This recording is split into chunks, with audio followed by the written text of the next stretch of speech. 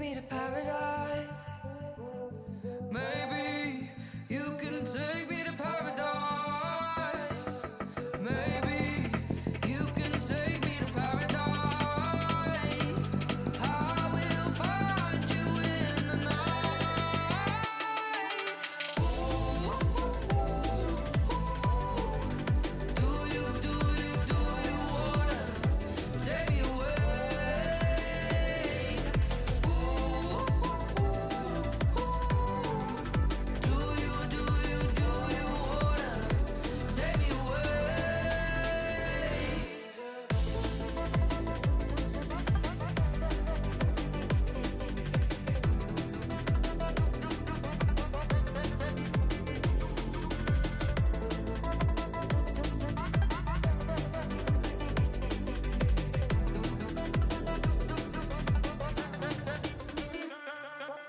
Falling deep into the moonlight, nothing's ever felt quite right like this.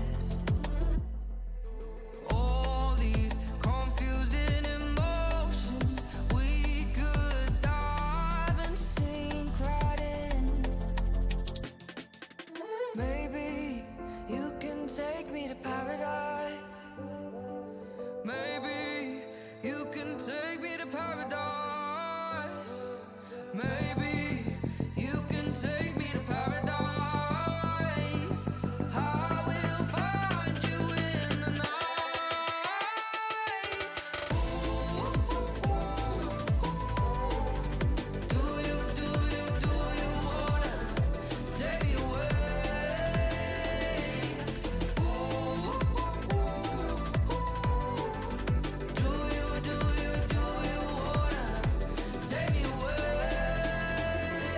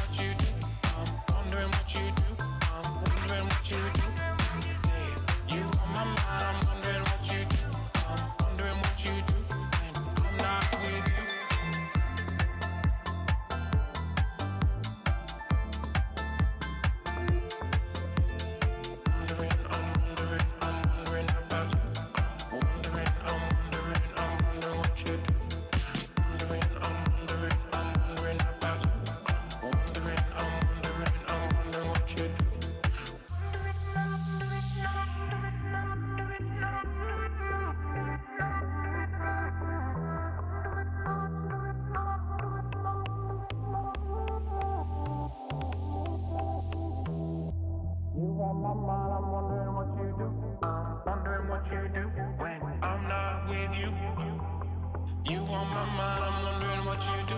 I'm wondering what you do when I'm not with you. I'm wondering what you do when you need someone to hold you, hold you. I'm wondering what you do when you need someone to hold you, hold you, hold you. I'm wondering about you. I'm wondering what you do. I'm wondering about you. I'm wondering what you do. Hey, you on my mind, I'm wondering what you do. I'm wondering what you do. I'm wondering what you do. Hey, you on my mind, I'm wondering what you do. I'm wondering what you do. And I'm not with you. Hey, hey, hey, hey, hey, hey, hey, hey. I'm wondering about you. I'm wondering what you do. I'm wondering about you. I'm wondering what you do.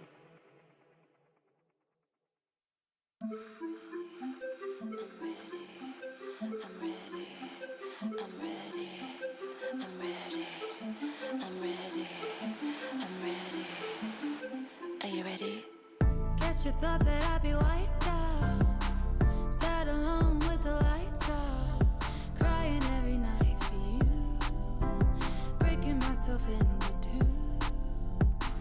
Guess you thought that I'd be on my knees, put up a fight, working on my plea, trying to get back to you. Guess you didn't have a clue.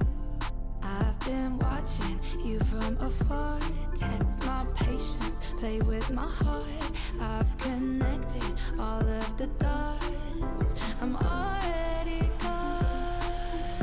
I've been ready, waiting for the fall. Got there early.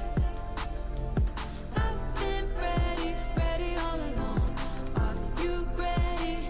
I'm ready. I've been ready, waiting for the fall. Got there early. I've been ready, ready all along. Are you ready? I'm ready.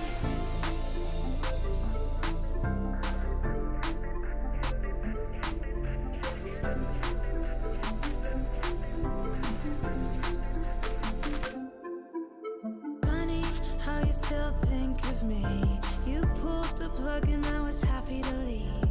What did you want me to do? Guess you didn't think that through.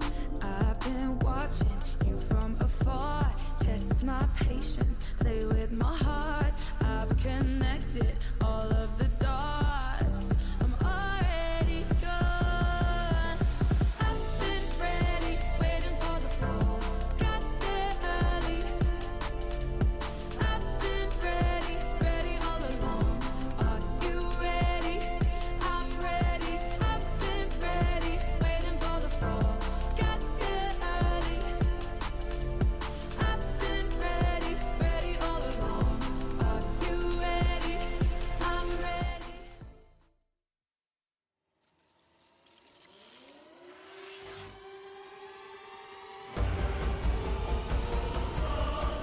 Who said it? Who we gotta knock off? Cause you mixing with me is like keys in a sock drawer. I'm on target like 30 from half court. You're 15 minutes of fame for more than a half short. Going off stage with down, eating that end life, coming back on, but that's a side sig on the ground opponent, but it does not matter. Hideaway! Are you kidding me? Hideaway!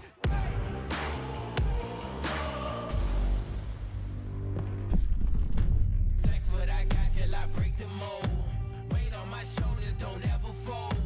We can't break even, no, I bet it all on me.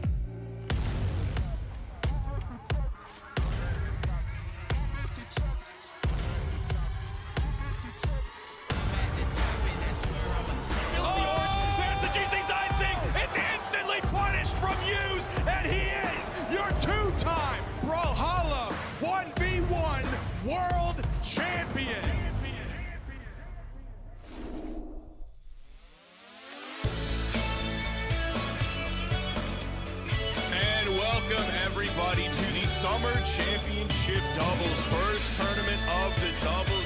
weekend. We're starting off in Southeast Asia. That is right, Southeast Asia. SEA, baby. It's me, Sparky878. Joining me here on the desk is Skiff. He had a great time on the side stream last weekend, and we together are going to have a great time on the side stream this weekend as well here, bringing you all this SEA and other region action. Skiff, how you feeling this morning? Hey, I'm feeling good. You know, I was actually a little bit worried when we had this block because initially I don't wake up till like 2 p.m. But I felt really tired last night and I capitalized on it and I woke up here like ready to rock. So if you're feeling tired and you need to reset your sleep schedule, just go to sleep. It's that easy. It's that simple. But yeah, no, I'm very excited to be here. SEA is a very fun region to be part of. I'm a very big fan of watching Keith in general. So the fact that we get to watch more Keith today, I'm very happy, very excited for it. But yeah, it should be a really good time. Before we get into this actual bracket and these games going, we want to talk about BCX just a little bit. That was the trailer you saw right before you heard us start to talk. Tickets are absolutely still available, of course. Looking on your screen right now, it's going to be November 21st through the 23rd in sunny Atlanta, Georgia. You can see those ticket prices, man. Still, we were talking about it last weekend. I'm going to talk about it again this weekend. Unbelievable. Dollar for dollar, best value you can have in a single weekend anywhere on earth. For that price right there. Look at that. Just if you're just going to be a spectator, $15. You can't even go to the movies for that anymore these days. And of course, you need to be looking at that VIP access as well. $80 there, and you get lots of stuff. You can see all of the prizes and rewards you'll be receiving, in addition to all the fantastic memories you'll be making alongside the friends that you've made playing Brawlhalla. No, seriously, $15 is ridiculous to go and experience one of my favorite events every year. The vibes are immaculate. There's just a lot of cool things to be checking out. But even just $55 for competing is crazy. That's a crazy deal, especially for just like today's environment. Like you go to any like fighting game tournament, you're spending a lot more money than that to be able to compete and attend. So it's a really good deal. All right, let's get into this bracket. If you are on Twitch, you can type !bracket in chat if you want to follow along at home. You can also go to challengermode.com/Brawlhalla and find past, current, and future events that are happening there. Currently, I am on tab number 5 on the upper side of the bracket and tab number 7 on the bottom side of the bracket. We're going to be starting off with Phronix and Tax Evasion against Vortex and Keith the Poo Poo here. Yeah, it should be really exciting here. As I mentioned before, big Keith fan. I remember when we weren't allowed to say the poo-poo part, so how times have changed. But yeah, no, I'm always watching SEA. They're always a lot of fun. They bring a good energy. They kind of go for some really silly stuff every once in a while, so it's always going to be an exciting match. Like I mentioned, I'm a big Keith fan. Love watching what he's going to be able to bring to the table here. But watching him and Vortex do their thing, I mean, I know that they are the second seed of this bracket, but like trying to take these guys down in a double setting it's a problem. Just these two players are both very good in the doubles environment, so we're going to see exactly how this all comes together here as we get started. Getting into our map bans, I'm not really sure where these guys feel like they'd want to start. I wouldn't be surprised if we go to Demon Island, but I expect like small Fortress of Lions, to be honest. Yeah, it feels like based on the speed of their banning so far, it's like there are maps that they don't want to play. They don't know exactly what they want to play either. They just like know what they don't want to play, which is why they like instantly took out Mos Eisley Spaceport. And then they've just been kind of like slowly crawling through the rest of the bans before we land on Western Air Temple here. But I'm a little bit curious why Phronix and Tax Evasion are first seed going into this one. When Spring Championship doubles, they got second to Keith and Vortex. So that's it's a little bit interesting going into this one. We'll see what the legends there know about the seeding as we get into this one on Western Air Temple. Extremely meta teams coming out. We're seeing Wusheng and Olgrim from Phronix and Tax Evasion, and then from Keith and Vortex, we are seeing Taros and Kaya, the Classic. And as we see everything kind of get going here right now, I mean, again, always in these early games, you're always going to see a lot of jacking for position, a little bit of that chaos element, right? People like to get into like the scrap, trying to get something going here. But as we can see right now, we got Keith on the offensive, trying to get this Patrick Star into the equation here. Stop Sire. It's actually like basically 2 in a row that he's kind of landed. Hasn't been able to take a stock yet, but as you can see, Bro, Tax Evasion, they are struggling here just a little bit. We already got 1 stock down as Phronix way in that red, 213 to be exact. So nice sidelight Nair. The Nair grabs 2 people, but then tax evasion comes in and he hits the recovery, taking out his own teammate on that. A major misplay. There's plenty of time to react to that after Phronix ended up getting the neutral air on 2 members of the blue team. So that's definitely an unfortunate start here early on. Not super early on, but about a minute into this game from tax evasion. Yeah, no, it's definitely a bit of a tough one here. But again, this is kind of the early pace that I expect from Keith and Vortex to kind of like really establish here in the early goings. Oh, that's really unfortunate. Phronix just in a very unfortunate position. Yeah, just not able to really make it back. Falling apart in front of our eyes, Skip. Now, this is just game 1, and you know how game 1s can go. The end result can be completely 180 degrees in the other direction from what we see in game 1. Game 1 so far, it's 4 stocks to 2. They at least get the full team wipe here, but I don't know what they can really do as this game, like we're only a minute 40 in, they're both on final stocks. Red team really struggling here. Here comes in Keith, the falling side air. Even grabs the, I don't know how that dare hit over the corner. That was like the front side of the dare. Normally the back side is pretty forgiving with that little scoop behind you, but the front side of the down air ended up making the connection there. There's the sidelight into the down air. Almost got the ground pound off of that, but Vortex dodged away instead of going back in. Phronix is now out after the great edge guard from the blue team. Tax evasion will probably fall here shortly. There's the down air. He was in sweat beats before that. Of course, getting hit gives you the jump right away, but that's not going to be enough to get back. And blue team is, I don't want to say it like this because it sounds disrespectful to the red team, but Vortex and Keith the Poo-Poo easily take game 1. Well, see, this is kind of what I expected, but just more of the sense that I expected Keith and Vortex to take this game 1. I wasn't expecting them to do it so dominant in the beginning, but I can't say that I'm surprised. Again, like these 2 players, they're very good at what they're doing. They're within the doubles aspect, even in their own, you know, when they're doing ones here. So, I mean, I expect more of the same, but I do want to see how Phronix and Tax Evasion are going to be able to answer back here, and we'll definitely see how things will change up as we get into the small fortress of Lions. Let's see how things shake up here. Right now, again, going to be a little bit of that chaos going on here as weapons start to fall down and people start to kind of really get their game going, but we do see the Taros coming out here for Tax Evasion. Yeah, I'm thinking this will hopefully be a good switch. We didn't see too much coming out from the Wusheng last game. I mean, the biggest thing I remember from the Wusheng was that gauntlet recovery to KO Phronix after Phronix picked up both members of the blue team. So I'm hoping things like that don't happen, and I'm hoping this is going to give them some KO potential. It's going to give them some survivability. It's going to give that fear factor that Taros brings into every game that he's in. There's a neutral signature coming out from Vortex on to Keith the Poo-Poo for a little bit of team damage. Dodge comes out from Phronix, but what a great ground pound from Keith that he ended up holding so he could hit. Almost got the bounce off the stage after that as well. Yeah, we're seeing the potential KOs coming out here. Phronix is the one who gets the first strike. Yeah, okay, tries to go for the ground pound, but the reversal. Vortex is going to be able to clean that up for their team as well, and getting a second one to follow up here as Vortex disappears, and this is already a much better spot for the red team. I mean, we do see Tax Evasion at 206. I expect them to be disappearing sometime soon, but no, they just continue to survive here, not really finding any of these strong KO confirms, and there we go, finally getting it with this Sire as Keith is able to even things up, at least in terms of stock count, but Phronix in a lot of trouble stalling out up top there. Yeah, dude, he's just like, hey, listen, I recognize where I'm at, man. I'm trying to stay a little safe for a little while. Phronix is trying to go into orbit with that one for as long as he possibly can, but the cool thing is like if you're technically in the blast zone, you can like still go up as long as you're not in hit stun. Once you get in hit stun, that is when your stock is going to fall. Now all of a sudden we see Phronix, he was surviving all the way up there for a long time on final stocks. Same thing for Vortex though, so the pacing of this game is so much better for the red team than the previous game. Nice down air from Keith, not enough to KO yet, but the damage output is still going. You target switch from Tax Evasion over onto Phronix, the juggle onto Phronix. Almost, still not enough to KO off the top. This is one of the larger ceiling maps. Stop side air from Keith here, gets one KO, and then the recovery follow-up going way deep to get the second KO, completely taking Phronix out of this game, and it's now Tax Evasion in the 1v2 again. The result ultimately is going to likely be the same for this blue team, but still, it's definitely a bigger difference between previous game.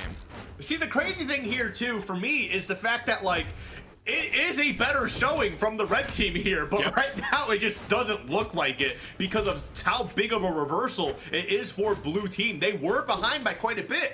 Not like too much, but I feel like enough to really be a difference here. Okay. And there we go. We're getting a little too crazy at the end, but this is kind of what, again, what I mentioned I was expecting to see, and they do find a way to clean that up. That is a better showing from red team. I'd like to see them stick with the Taros and the Ulgrim because I think it was performing better. They were getting their KOs, they were getting some decent confirms. They were also just living longer. I think the character swaps in general is just a better option and just a smart option here. But now it's like we got to stick with it so that we can really kind of develop and get it going. So hopefully we don't just start jumping ahead for no reason.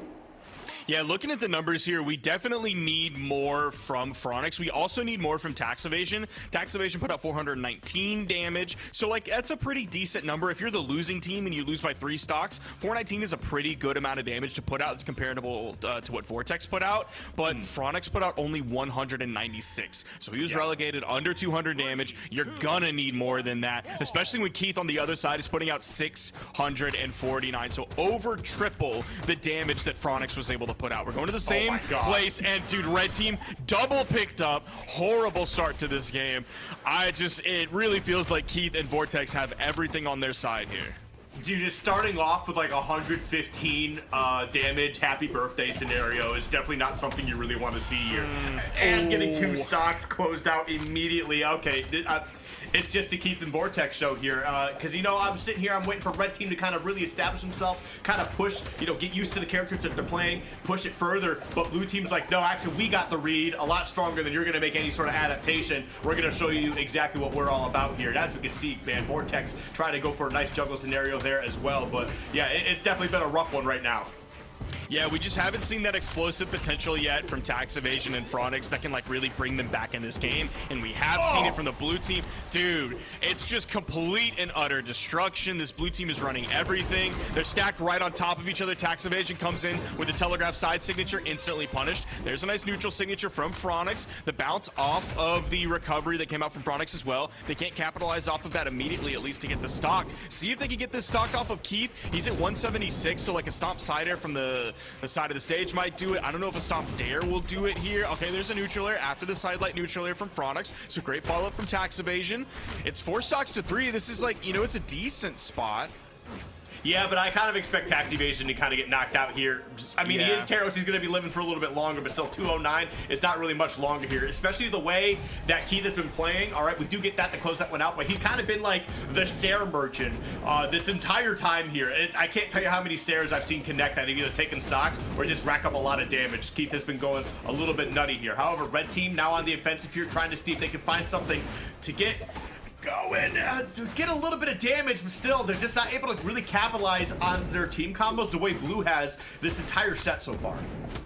Now, Phronix is actually doing a stellar job of not taking a lot of damage here. He's been outputting a pretty solid amount of damage while also taking next to none. I think he's like mainly taken 14 once his teammate ended up spawning back into the game. So fantastic. He's been like a part of the game as well. He hasn't just been running away. That gets the stock off of Vortex. They have the potential to do some work here, especially with the Taros. There's the neutral air. That's 1 KO here from Tax Evasion. We're at a better end result, even if blue team wins, a better end result for the red team than we saw previously last game. They both get away from the potential follow-up from Vortex after that side light, so that's good. Here goes Phronix. Can he make a big play? No. He has to back out of it, gets hit by his side air, and disarmed. As we can see right now, red team kind of stuck in between the 2 blue here. They do get caught up into a little bit of their own teammates, but that's fine. Right now, 246 on Tax Evasion, 259 on Tax Evasion right now. Oh my gosh. Yeah, you There's really so just gotta much sneeze damage. on him. He's gone. Yeah. There it is. The double recovery back to back. Keith already had the birthday cake taunt ready queued up by the time that second recovery from Vortex hit. That time, the previous games, like Keith was the one doing the big damage on their team, like 600 plus in the game before the last one in game 2. I don't remember the numbers from game 1. I think they were maybe not quite that, but it was definitely Keith doing a lot of the damage for the blue team. But this game, we're seeing the KO split right down the middle, so sharing of responsibility on that one. And this time, Vortex is doing 624. On the other side, Keith also doing 506. So really good damage numbers coming out from the blue team. We're seeing the sharing of the responsibilities, like the important part of like every relationship out there. So showing that they're a really, really strong team coming into this one, even though they're C2 for this event. Yeah, I mean, the fact that they had that strong of a showing, though, in winners finals is alarming to everybody else. Like, everybody else needs to be on notice here. They got to recognize exactly how well these two are playing and how much they're going to need to elevate their game. Because it wasn't just that dominant. It was a 3-0 in dominant fashion, right? Very, very strong showing. But before we get into any more action here, we are going to be taking a quick break, so don't go anywhere. We will be right back.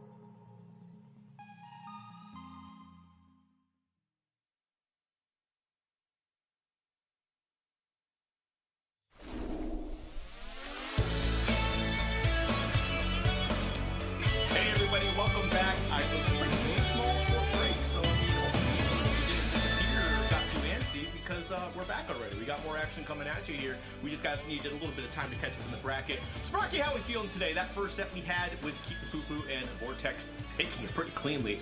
How you feeling? Yeah, it was definitely a quick set, and I did want to give a correction because I didn't want to throw anybody under the bus. The person doing the seeding behind the event, you and I were both confused why Phronix Attacks Evasion were seed 1 going into this one, and why Keith and Vortex were seed 2 going into this one, despite Keith and Vortex winning Springs. And that's because Phronix Attacks Evasion won Winters, and Keith and Vortex ended up getting 3rd. So when you do all the math there, it adds up to Phronix Attacks Evasion being the higher seed for this event, even when you take recency bias into effect there. So I just wanted to get everything out on the table there, so I'm not throwing anybody under the bus. I mean, hey, recency bias is a very strong substance, so I totally get it. But we got to be moving on here. We're going to be taking a look at Plum the Great and what is it? Yumpio. Sorry, my eyes were kind of blending things together. I might need to get that checked out. Shout outs to all the glasses wearers out there. And they're going to be taking on Sire and Arrow. So we're going to see exactly how this is going to be working out here. We already got the players in the lobby locked in, ready to rock. We're just going to be getting started. Just waiting to see, when we can start getting these map bands going. Yeah, Plum and Yumpio were not teamed together for the Spring Championship just a handful of months earlier. Yumpio ended up getting 4th with Sageru, which helped the seed a little bit, but of course not playing with Plum is going to hurt their seed just a little bit. So they're coming into this one seed 7. They're already into the top 4 of things, so that's like a really nice spot for them to be in. After that, I mean, we're just outplacing. That's really good. Let's see what they got for us here. We have a Vector on the screen. We have a Tesca on the screen. That's an interesting team combo. Like, we see Tesca from time to time, especially in 2s, or if like Wes in 1s, but like, dude, where is this Vector coming from? I want to see some more of this Vector. I don't know if this is what Eero played at Springs. Oh no, they played, Sire and Eero at Springs played like meta. They played Taros Kaya with Eero and Makaya. I don't know, sometimes you just want to swap things up, and, you know, there are some characters in this game that are really cool, they're just not as meta-relevant, so maybe this is just one of those scenarios. Yeah, typically we don't see players going like hyper meta, and then I'm gonna play something weird now, so it's cool. I'm glad to see the variety here as he gets pieced up on the right side. Or sorry, it was over on the left side. It was Yumpio getting pieced up on the right side by Eero, or by Sire, excuse me. I'm getting my names all mixed up from all the chaos that's happening here. Yeah, Yumpio got deleted very quickly here, so we're gonna have to see how the blue team is gonna be able to respond. I mean, right now it's not looking too bad. Things are still relatively even, you know, not taking the stock count, you know, as the be-all, end-all. Because as you can see, red team, they're looking like they're in a little bit of trouble there. As we can see, Sire's gonna be able to lose that stock, you know, fairly decently. And now Arrow at 180. Are they gonna be able to recover here? No, they recognize the position that they're in. They're just gonna go ahead and escort themselves to the left side blast zone and just come right back to the stage here. But now Plum is sitting at 204. And right now, they're actually not in a bad spot. They're getting some good damage in there. Nice little side stick, I believe, to kind of rack up a little bit of damage. They will lose their stock fairly quickly as well. And Yumpio, who is also sitting at 131, is actually on the offensive end in that 2v1 scenario. Yeah, he's doing such a great job here. I got to give it up to this blue team. I feel like I've never seen this coordinated of team play throughout the entire match so far. Like, it's only been a minute and a half, but they've had like so many 2v1 team combos, and even like grabbing both members of the red team, passing the red team to each other, like already so early in game 1 here. They already seem on the same page. Nice juicy side signature coming out from Yumpio. Despite that early stock loss too, like the way this blue team's able to regroup, grabbing that stock as well. It's 3 stocks to 2. Plume, who was doing such a great job of surviving, like he's only at 97 damage right now, so he's just like, he's not even at the end of, or really halfway through orange. GC Insig coming out from Eero. I don't see that signature used very often. I guess using the like arcing motion that the laser beam goes through. Like, yeah. The team play. Yeah, that was such a huge save, because I was like, oh yeah, Sire's done, it's wraps, take him out. But no, Arrow coming through to save his teammate was super huge. And okay, we are gonna see a 2-stock for 1 scenario here. And there we go, Sire. I was gonna say, Sire's gonna take out Yumpio, goes out there immediately, gets that ground pound to take it out. Beautifully played so far. Now it's just a matter of a 1v1. You're at 174. Honestly, a sneeze should get this done. We'll see if Plum can just find the way to land the hit that they need. They do get the side light recovery. That's gonna be able to clean that up pretty handedly. Did he use his dodge before that? How was he able to pick up the sidelight recovery so quickly? I was gonna say, like, oh, well, he's got gauntlets, so who knows how long this could take? That's gonna give Sire potentially like several chances to then add up the damage and start to even things up. But no, it's just a sidelight recovery just like that. But then, man, towards the end, like, Sire traded out the 1v1 on the left. Let's see if his dodge comes out. So he dodged in, but I think he would have had a dodge off of cooldown. I might be wrong off of that, but it feels like he would have had a dodge off of cooldown by that. I don't know if that's just a misinput. I don't know if it's chaos of the moment. I don't know if it's tournament nerves. It is game one, but man, both of these teams were so dialed in on the team play so quickly that I'm a little bit surprised if he had a dodge that he didn't throw it out. I think you're right on the chaos aspect, and that's kind of like one of the things that I love about doubles is that there's chaos happening all the time, controlled chaos. But that entire game one, as much as we saw some good like team gameplay, it felt chaotic the whole way through. There was just stocks flying all over the place. I don't think we went more than 30 seconds without a stock like disappearing. I'm gonna be real. Yeah, it was all over the place. It was off the top, it was off the left and right, it was off the bottom. There was that long extended edge guard on the left towards the end.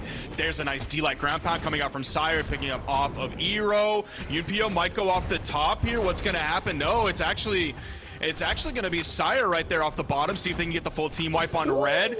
Nice, the ground pound into the neutral air. Oh! It's just, and here's another one. It's all across the board, full team wipes on both sides. I gotta hand that to Sire, though. I mean, definitely tried to really keep his teammate alive and was almost successful. Unfortunately, just was not able to, but you did pick one up in the process and even it up across the board there. So, I mean, it's one of those things where you get what you can, and Sire definitely made the most of it right there. So, well played, well played. We're gonna see if Red Team can continue to find a way to, you know, kind of establish something here, because right now it's not looking too bad, and they are trying to get a W under the belt after dropping the last game. As we can see right now, Yumpio kind of has that stage control there. Oh, okay, he's gonna jump right into the end sig.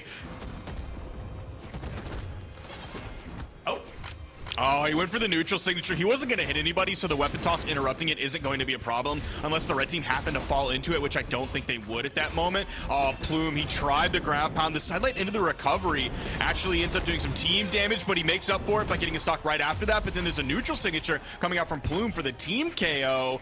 This is going to be Eero, the only one surviving on second stock here. Pretty deep in the red at this point. We'll see if the blue team can find this stock. They send him flying to the left. You see the GCD light. He's trying to get back as quickly as possible. That gives blue team plenty of time to put out damage onto Sire. The dodge comes through. They aren't able to get the follow-up right after that. He dodged the weapon toss and out came the down air, but it wasn't any like stock finishing move.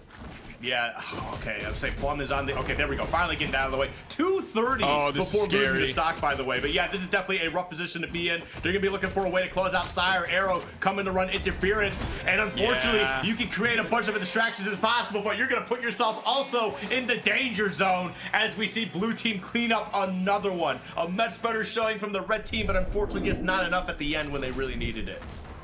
And that's one of those tough, like, timing moments for the red team where, like, yes, Eero took 230 damage before he lost that stock, which typically, like, that's good. In a vacuum, that's good. But it just happens so that the context of the moment and the timing of the moment means that when he gets taken out there by living longer, then Sire had pretty much KO damage or close to KO damage built up on him, so that when they took out Eero, that just gave them all the time they needed. It wasn't very much time at all that they needed to take out Sire. They could put in the finishing move there. Whereas if he didn't take 230, say he lost his stock at 170, then Sire goes into that moment in that 2v1 combo at like 46 damage, and they're not able to find the finishing move. So like that's something that like you can't really defend against.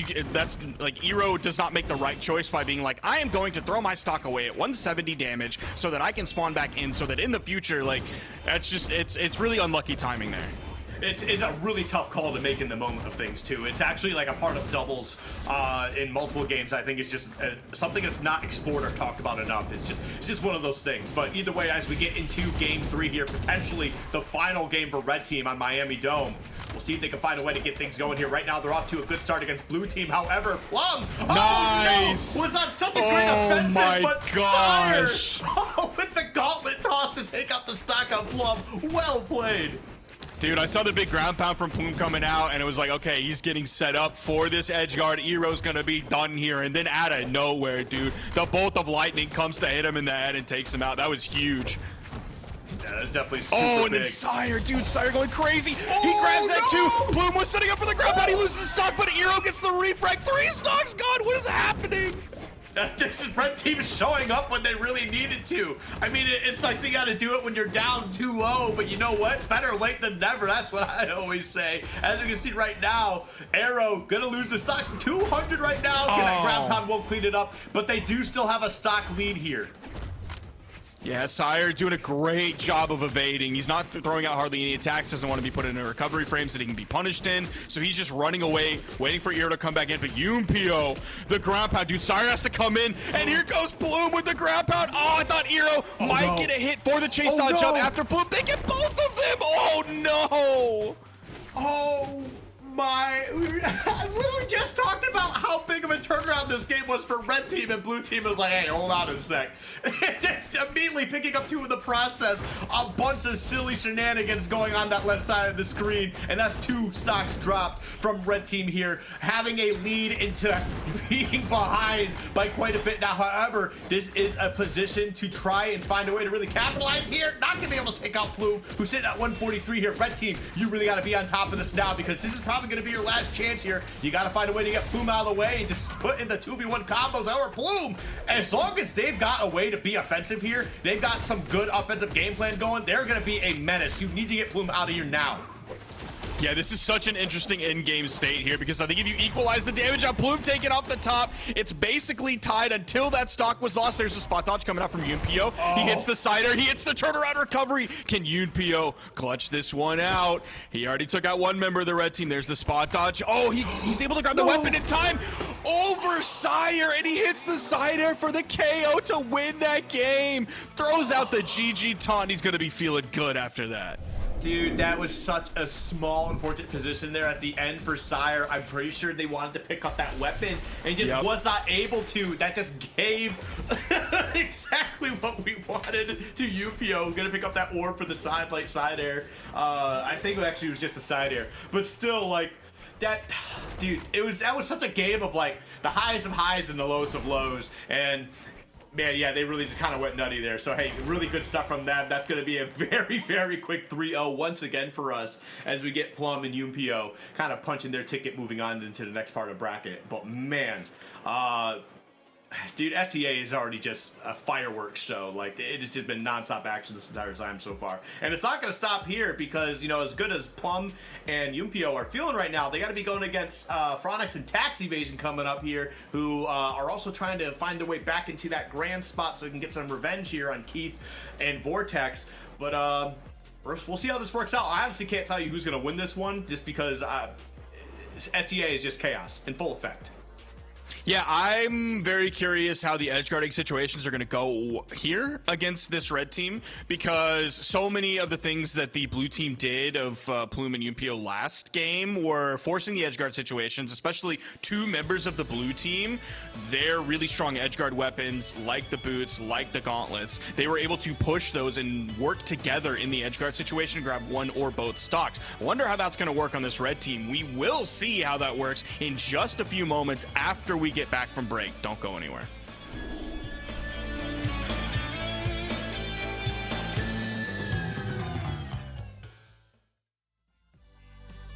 Ain't nowhere but the top, I'm rated. No, I'm the one on the path of greatness. They're looking at me, mama, I done made it. I made it, I made it. Easy to be this cool, just listen to mission, I'm on they pay. I pay attention, it's simple, don't waste my time, cause I have to get to the cash, the stash, I got a bag full pen. Remember the times, how I want things gain. I'm looking to do what the heart bring. You the man, what they all sing. My name reigns in the rings of kings. I got the drive and I cause commotion. To get what I want, I supply the motion. They know it's the waves, I provide the ocean. You like it, I love it. If they tried today, wouldn't need no love. I'm like miles away from all the fakes and such. Gotta keep my head to the sky, none better than I, none dead or alive. Yeah. Ain't nowhere but the top, I'm rated. No, I'm the one on the path of greatness. They're looking at me, mama, I done made it. I made it, I made it. They don't like when you make it look easy. I'm on point, it's the path, believe me. Work hard now, you'll see it all later. Anything I put my mind to be major. We don't give energies to a hater. If you're trying to come for me, I'll break you. It's all about the dedication. Success and the wealth, that's my destination. God got it for me, no hesitation. Counting these dollars, my meditation. I can get rowdy like Roddy. Focus on self, I don't see nobody. Stick to the plan like a real man do. Making it your own ain't so simple. But when I think on what I've been through, thank God for the life I'm appointed to. Ain't nowhere but the top, I'm rated. No, I'm the one on the path to greatness. They're looking at me, mama, I done made it. I made it, I made it. When you go up, then it comes down. Do it again, it come back around. When you go up, then it comes down. Do it again, it come back around. Told God to give me some. I'm on my grind of one-to-one. Hey, tell the Most High to give me some. I'm on my grind of one-to-one. Yeah. Ain't nowhere but the top, I'm rated. No, I'm the one on the path to greatness. They're looking at me, mama, I done made it. I made it, I made it. Ain't nowhere but the top, I'm rated. No, I'm the one on the path to greatness. They're looking at me, mama, I done made it. I made it, I made it.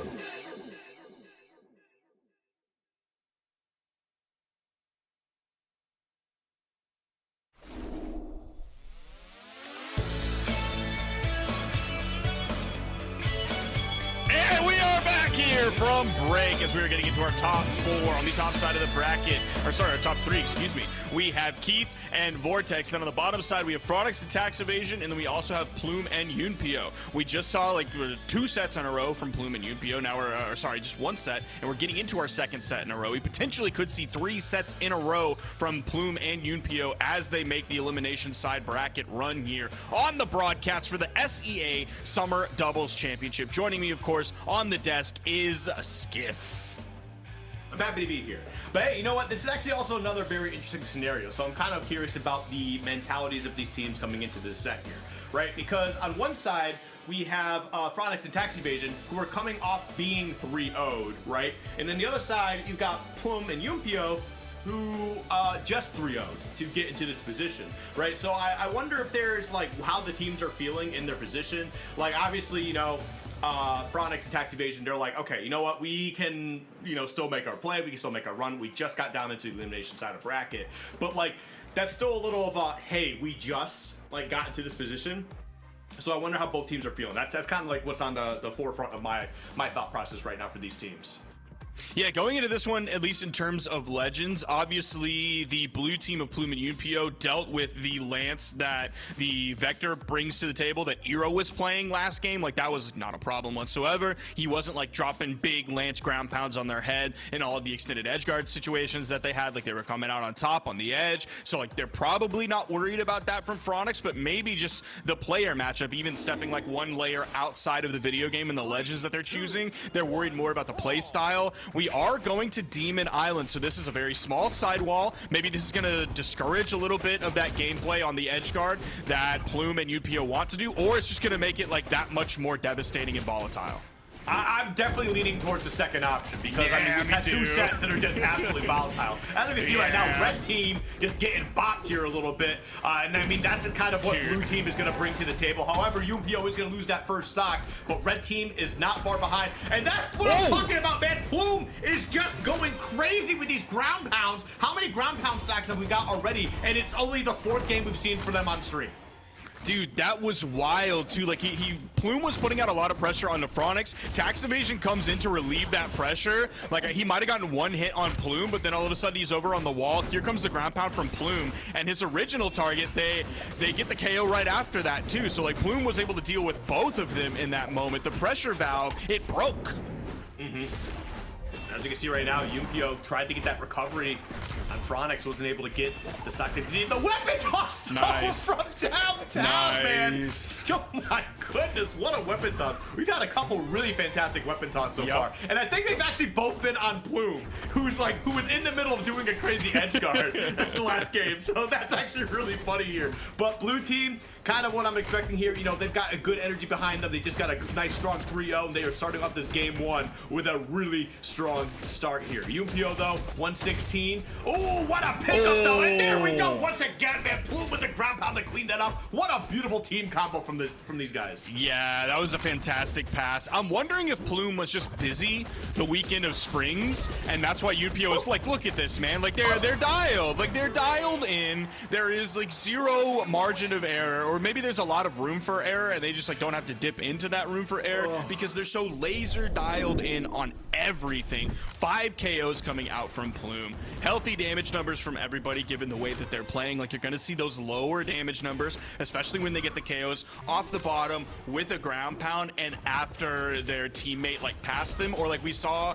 the, we saw Plum Gauntlet Neutralite, which is normally not a KO move until you do a bunch of damage, but Yumpio was there to pick up the side air for the KO on the orb after that. So it's turning that Gauntlet Neutralite into a much earlier KO tool than it normally would be. So you're going to see those lower damage numbers, and we're forcing Phronix here onto a different Lance Legend. He's coming in with the Orion with the Black Knight pick. Yeah, I mean, it's definitely interesting to see how this works out. But, because what, he did pull out the Algrim last time, I think, for a character. So, no, did he stop Algrim? Okay, yeah. So, we'll see if that works out for him. I'm not entirely sure right now. I mean, you know, again, it's just sometimes it's just a little bit of that energy just kind of, and the good thing is that they did this a little bit earlier too. So we'll see how it works out. But blue team already still looking like they're pretty good. Plum has taken quite a bit of damage though. But again, I mean, a little bit of damage isn't really anything to Plum. They're still going to go off stage. Granted, they lose the stock that time, but next time it might be different. Yeah, I was really worried. Like, I saw Phronix come in with the side signature on the Lance, and he kind of went in between both members of blue team, and I was like, uh-oh, here it goes. And then he got the turnaround Cider, which was great. He was even there looking to potentially save his teammate. You saw him look to the right as tax evasion was flung past him. He's still living, dude. His ability to maneuver off stage and not, like, panic jump or panic recovery into anything, they're going to trade out 1-for-1 there. Phronix has been playing, like, a really, really good first stock, even though the blue team has the lead, and Plum is, like, healthier than tax evasion was. Like, Phronix's first stock was incredible. Neutral sig KO off the top. His movement was great. Let's see what they got here. Oh, dropping the side light. At least he gets to turn around D-light as the other blue team member comes spawning back in. Right now, red team with a decent lead here, especially with Plum going down with 2 early stocks. I mean, it hasn't stopped them being an offensive juggernaut and going for these really risky plays of playing off stage. But still, I mean, things could turn around at on the turn of a dime here. Right now, though, okay, tries to go for that pogo, not gonna be able to find it. Had him in 2 1v1 scenarios here. Here we go. Weapon toss, no weapon now, though. Oh, that's big, and that is gonna be a stock down. Yumpio now on their last stock. Plum, 154. They gotta find a way back down to the stage. They're currently getting juggled here, just looking for a way down, and red team is just not allowing it to happen. However, you gave them an opening. Nice. They're gonna take that for a mile here. Can you get another 2v1 combo? And as you can see, tax evasion trying to really live up to the evasion part of their name. A little bit of team damage there, splitting up the blue team, but they still maintain stage control as Phronix is floating above while tax evasion recovers on the right side of the stage. The ground pound comes in from Yumpio. Phronix completely disengages. Tax evasion now on final stock. KO off the top potential, but they don't find it. Yeah, this is okay. I was about to say, this is a scenario where I expect Plum to get either member of the red team off stage and literally throw it all away. But unfortunately, they got scooped up pretty quick as red team is going to be able to secure that victory. And we finally have a real set here. That's not a 3-0. We've got 1 apiece for both teams. The red team swapping their character picks. Definitely coming in very clutch here. That Orion, definitely a very big boost for this team. Yeah, his evasion was like the biggest thing that I was looking at throughout that entire game, because at the end of it, he didn't take that much damage. Like, he wasn't putting up like 679 damage taken or anything like that, but he was still like a part of the fights. He did a great amount of damage. He also got KOs as well. Tax evasion did the most damage for that team, but Phronix was there, and like it was almost like he was just bait the whole time. Oh, they get the pick up here and they drop it again, dude. They got to work on that. I think they were just a little bit too close for the timing to get that side Sidelight to come out. Sidelight on Axe can be a little bit slow compared to like an Inlight or anything like that. So like they just need to work on those team combos a little bit because that's the second one that they've dropped now. And when you pick up 2 members with it, oh, Plum recovering into the stage, doesn't get the little like 45-degree interaction there where you can kind of use your momentum to ride that 45-degree angle up with that recovery. Yeah, no, I think you're absolutely right. However, like, while they did drop the combo, this is still a better start than any game they've had in this set so far, and they won the last game. As you can see right now, that's 2 stocks down now. Red team really kind of getting into the flow of things here. They're going to be looking for a way to kind of put this pressure on the Plume. Both of them almost at risk of losing their stock off the top to that recovery, and still living here, man. Terrums, what a bulky boy. Yeah, getting his signature hit from the wrong side of the stage and it not KOing. That's one of the things that the blue team was able to do before, is turn non-KOing moves into KOing moves with the follow-up from the teammate. They get 1, they get 2. This is going to fight their way back into this one, but we're looking at Yumpio here. He's pretty much like 2/3 of the way through orange. He's at about 125 damage right now. Now he's at 140 damage. He's getting closer and closer to red. He's going to be red after that unarmed, I think it was a neutral air, might have been a neutral light hit from the red team, and he's gone. Yep, 1 Sire, and honestly, it was a really aggressive option using the GC side stick to kind of get back to the stage. I was surprised there wasn't a bigger punish there, but they still found a way to get the stock out of the way anyway, so like, really no harm, no foul. But as you can see now, Plume at 182. Did they find a way? I mean, that's another ground pound for Plum as they just continue to just rack up these ground pound stocks, but they're going to lose that stock there as well. Phronix now 88 on their second stock, so again, red team with a pretty decent lead here. They're going to be working, trying to get Plum built up as much as possible because they are the offensive force for the blue team here.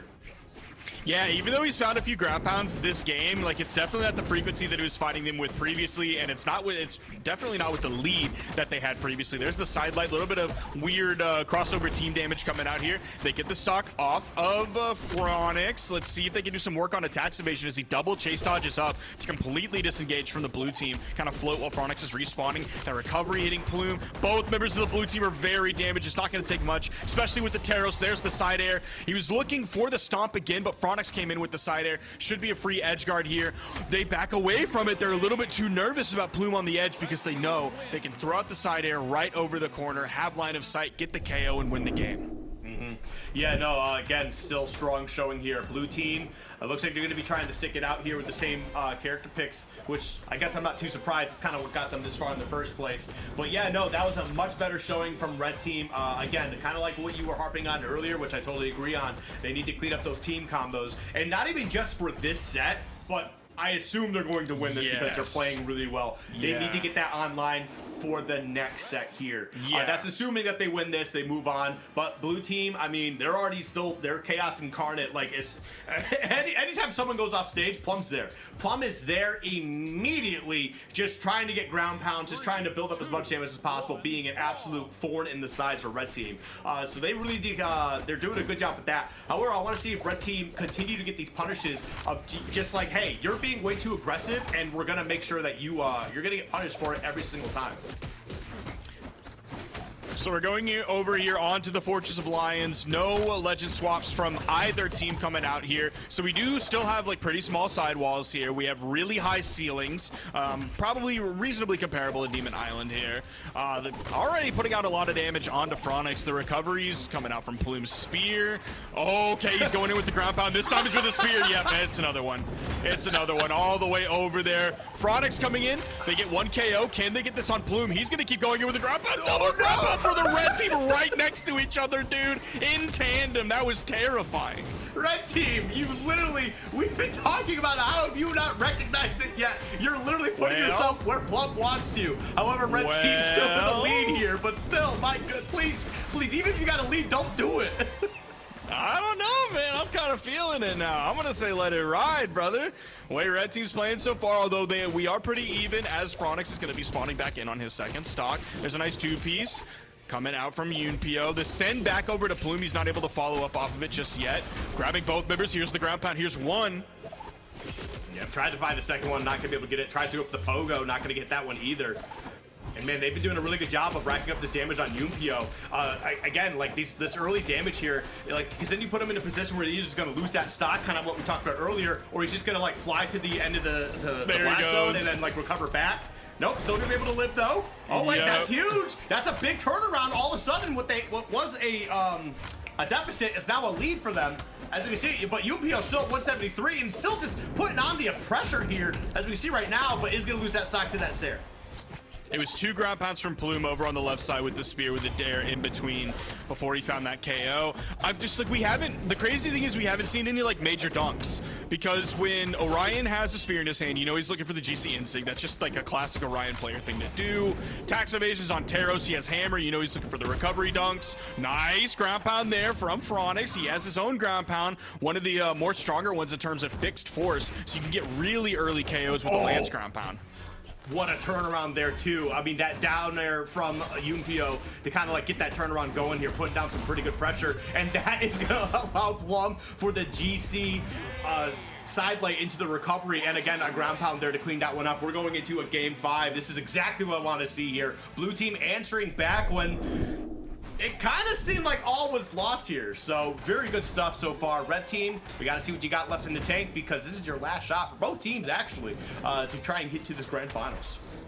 Yeah, that was mostly off the back of Plum doing a great job stepping up, because he got 5 of the KOs, he did the most damage, and he also took the most damage for his team.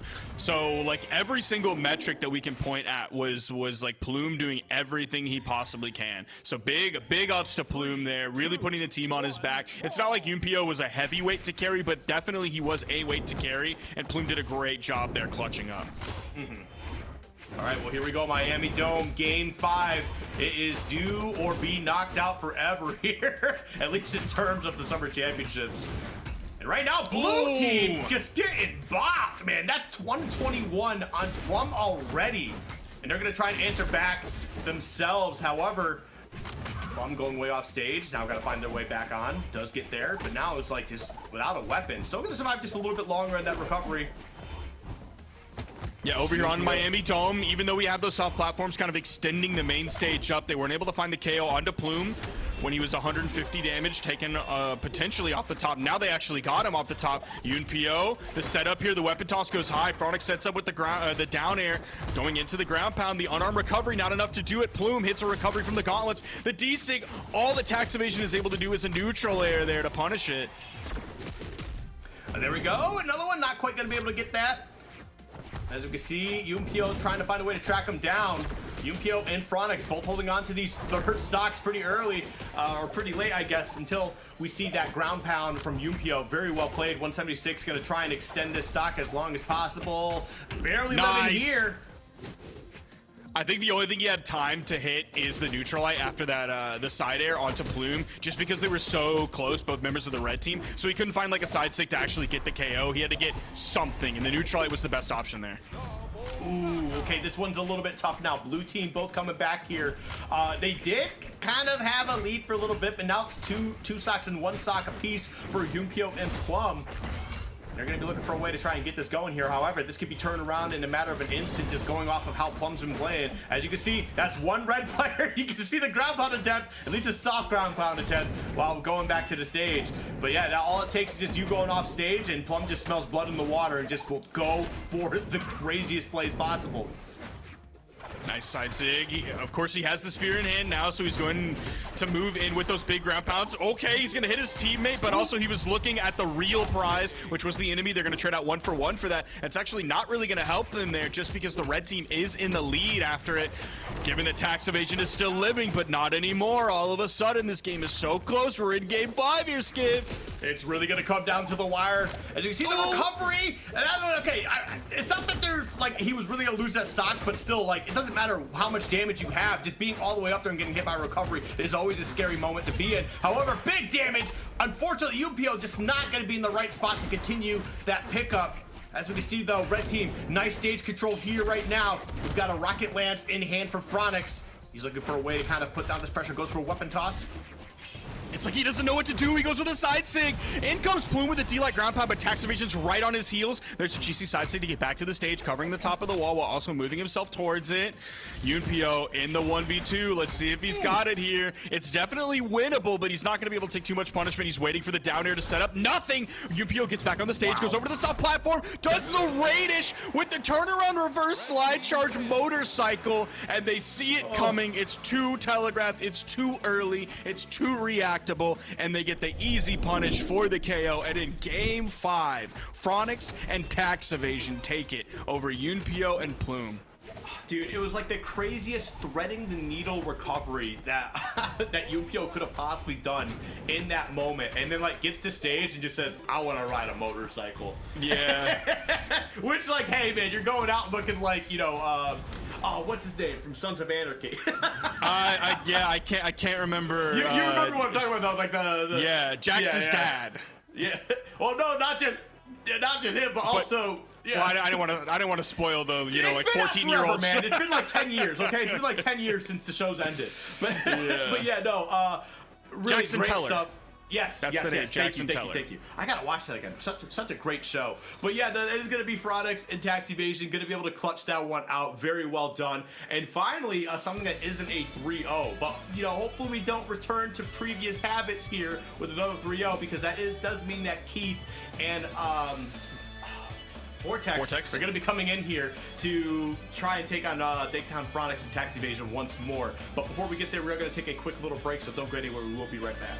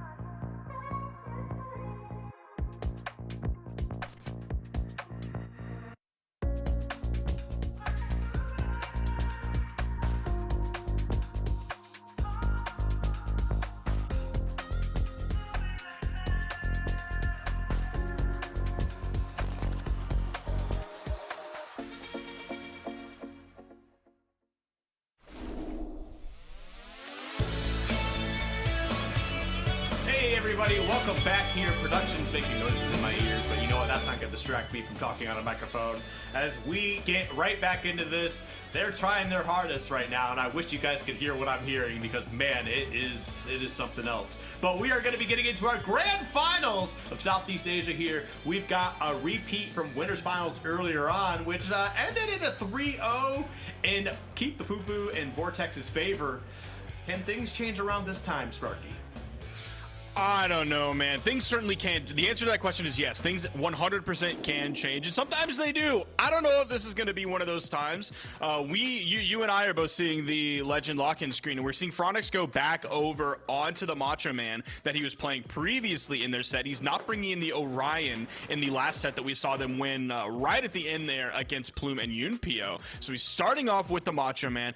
I don't know how I feel about that. Maybe he'll be ready to make the swap onto the Orion in game 2, or he's just gonna like run it until the wheels fall off.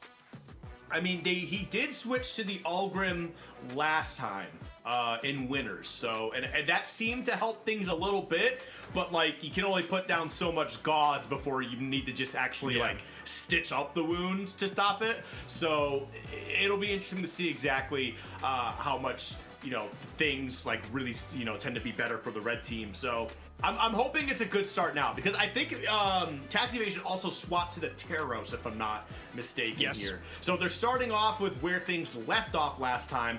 However, we're going to see exactly how well they do against Keith's Patrick Star, because the Sares that were flying last time were an uncountable amount. So we're going to be starting off here in game 1 of grand finals on Western Air Temple. Tax Evasion and Phronix hoping that they can like bring the momentum off of winning the last set into this one against Vortex and Keith. They did start to dial in those team combos towards the end there. Oh, Keith, I think he was expecting Phronix to come in, which is why he delighted to the left and then turn around neutral air to the right. Holy, all right, this is a really early stock loss for Keith the Poo Poo. That's going to be a huge start for the red team. Let's see if Phronix can keep it up, putting a lot of pressure onto Vortex. Tax Evasion comes in, GC in light. That's going to get the KO here. See if they can get this stock off of Keith. No, they just back up. They're not going to get too greedy and force Keith off stage even further. I mean, with how great of a start they have, I don't blame them for not wanting to get too risky right away. I mean, I feel like they're coming with a lot of good momentum too, because of that game 5 set that they just won, right? So they're feeling fresh, they're feeling like, they're warmed up and stuff like that, and that could be part of the issue here with blue team. Maybe they're not as warmed up, maybe they were just watching the last set rather than, keeping their hands warm, who knows? But stocks are flying all over the place. However, Keith might be losing a stock right here as red team really solidifies his game 1 lead. Yeah, Keith is getting into the red. One more hit, he's going to be officially in the red. He's going to have to look at that and watch. If he ends up losing this stock, oh man, it's like they were dialed a little bit on the follow-ups off of the combos, but the end light came out for Phronix. The neutral signature missed from Tax Evasion. That would have been a stock loss. They end up getting it anyway, but it was like 10-15 seconds later. They could have gotten it earlier than that, and that's tough because that's one of the problems that we were seeing earlier. They've been doing great team play, but still, that's one thing that's kind of been like a red flag on their gameplay. Nice recovery there from Keith, turning that edge guard around. That's going to be Phronix on final stock, and all of a sudden, if Vortex is careful enough and he's able to live as long as possible, they can get the stock up of Tax Evasion, turn into the 2v1 onto Phronix, and then all of a sudden Tax Evasion's in the 1v2. Yeah, I mean, playing Kaya here too, I think is going to be a big boon as well. I mean, just having the spear or the bow available is going to allow them to play a little bit more passive, but still kind of get their hits in when needed. So as long as they're able to just really stay on top of that, like, I think they'll be fine. But like, you also need to get in there because now Keith also at 137 here, he can't be the only one aggressing, and as we can see right there, is going to lose that final stock. So now you've got 2 stocks to go through. If you can find a way to get Phronix out of here, I mean, you can see this Phronix is going to play on the back foot here, going to allow Tax Evasion to be the aggressor, and they'll pick up anything as they can, but that is going to be able to clean that up. Beautifully played, goes for the ground pound, gets to GC sidelight to clean that one up. Well done, well done. And again, that's like another time at the end of like Phronix kind of acting like the bait there in the moment and just kind of like being really evasive and moving around. He didn't take a ton of damage. He only took 464. He did take more than Tax Evasion did. But really, it's just like him floating around and kind of being like, ooh, I'm over here. Ooh, come attack me. Ooh, nope, oh, now I'm over here. Ooh, come attack me. And like it's working, because the second the blue team wants to like disengage from that and be like, oh, you're just bait, I'm not worried about that, I'm going to go over and attack your teammate, all of a sudden, that's when he creeps back in. him, the second you like look away from him, he's basically like Boo from Mario. The second you look away from him, like he's coming towards you, and you need to pay attention, which is kind of what happened at the end there. The blue team started like putting a lot of their focus onto tax evasion, and in that moment, all of a sudden, Phronix comes up, he helps set up the edge guard, and they get the KO.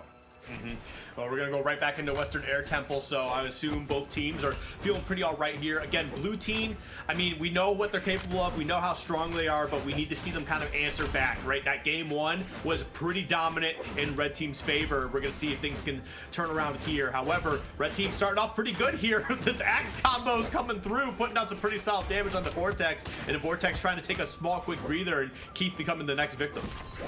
Ooh, tax evasion. He charged up the ground pound. Vortex was ready with the punish. Dude, Vortex's target swap, his movement has been really good so far. He's been going so fast, back and forth between both members of the red team. Tax evasion sent to the right, but they're both going to be focused on a Phronix, so hopefully they can at least add up damage or find the stock off of that while tax evasion is recovering back to the stage. Tax grabs the hammer. The side air from Vortex is going to send him over. Now Phronix is over on the wall. They get the KO off the top. This time it's going to be tax evasion falling. Certainly they get the edge guard here. Oh no, it feels like they kind of dropped that one. It took a lot from Phronix's in-air movement economy to get back. There's the side sig, the second swipe, hitting Keith.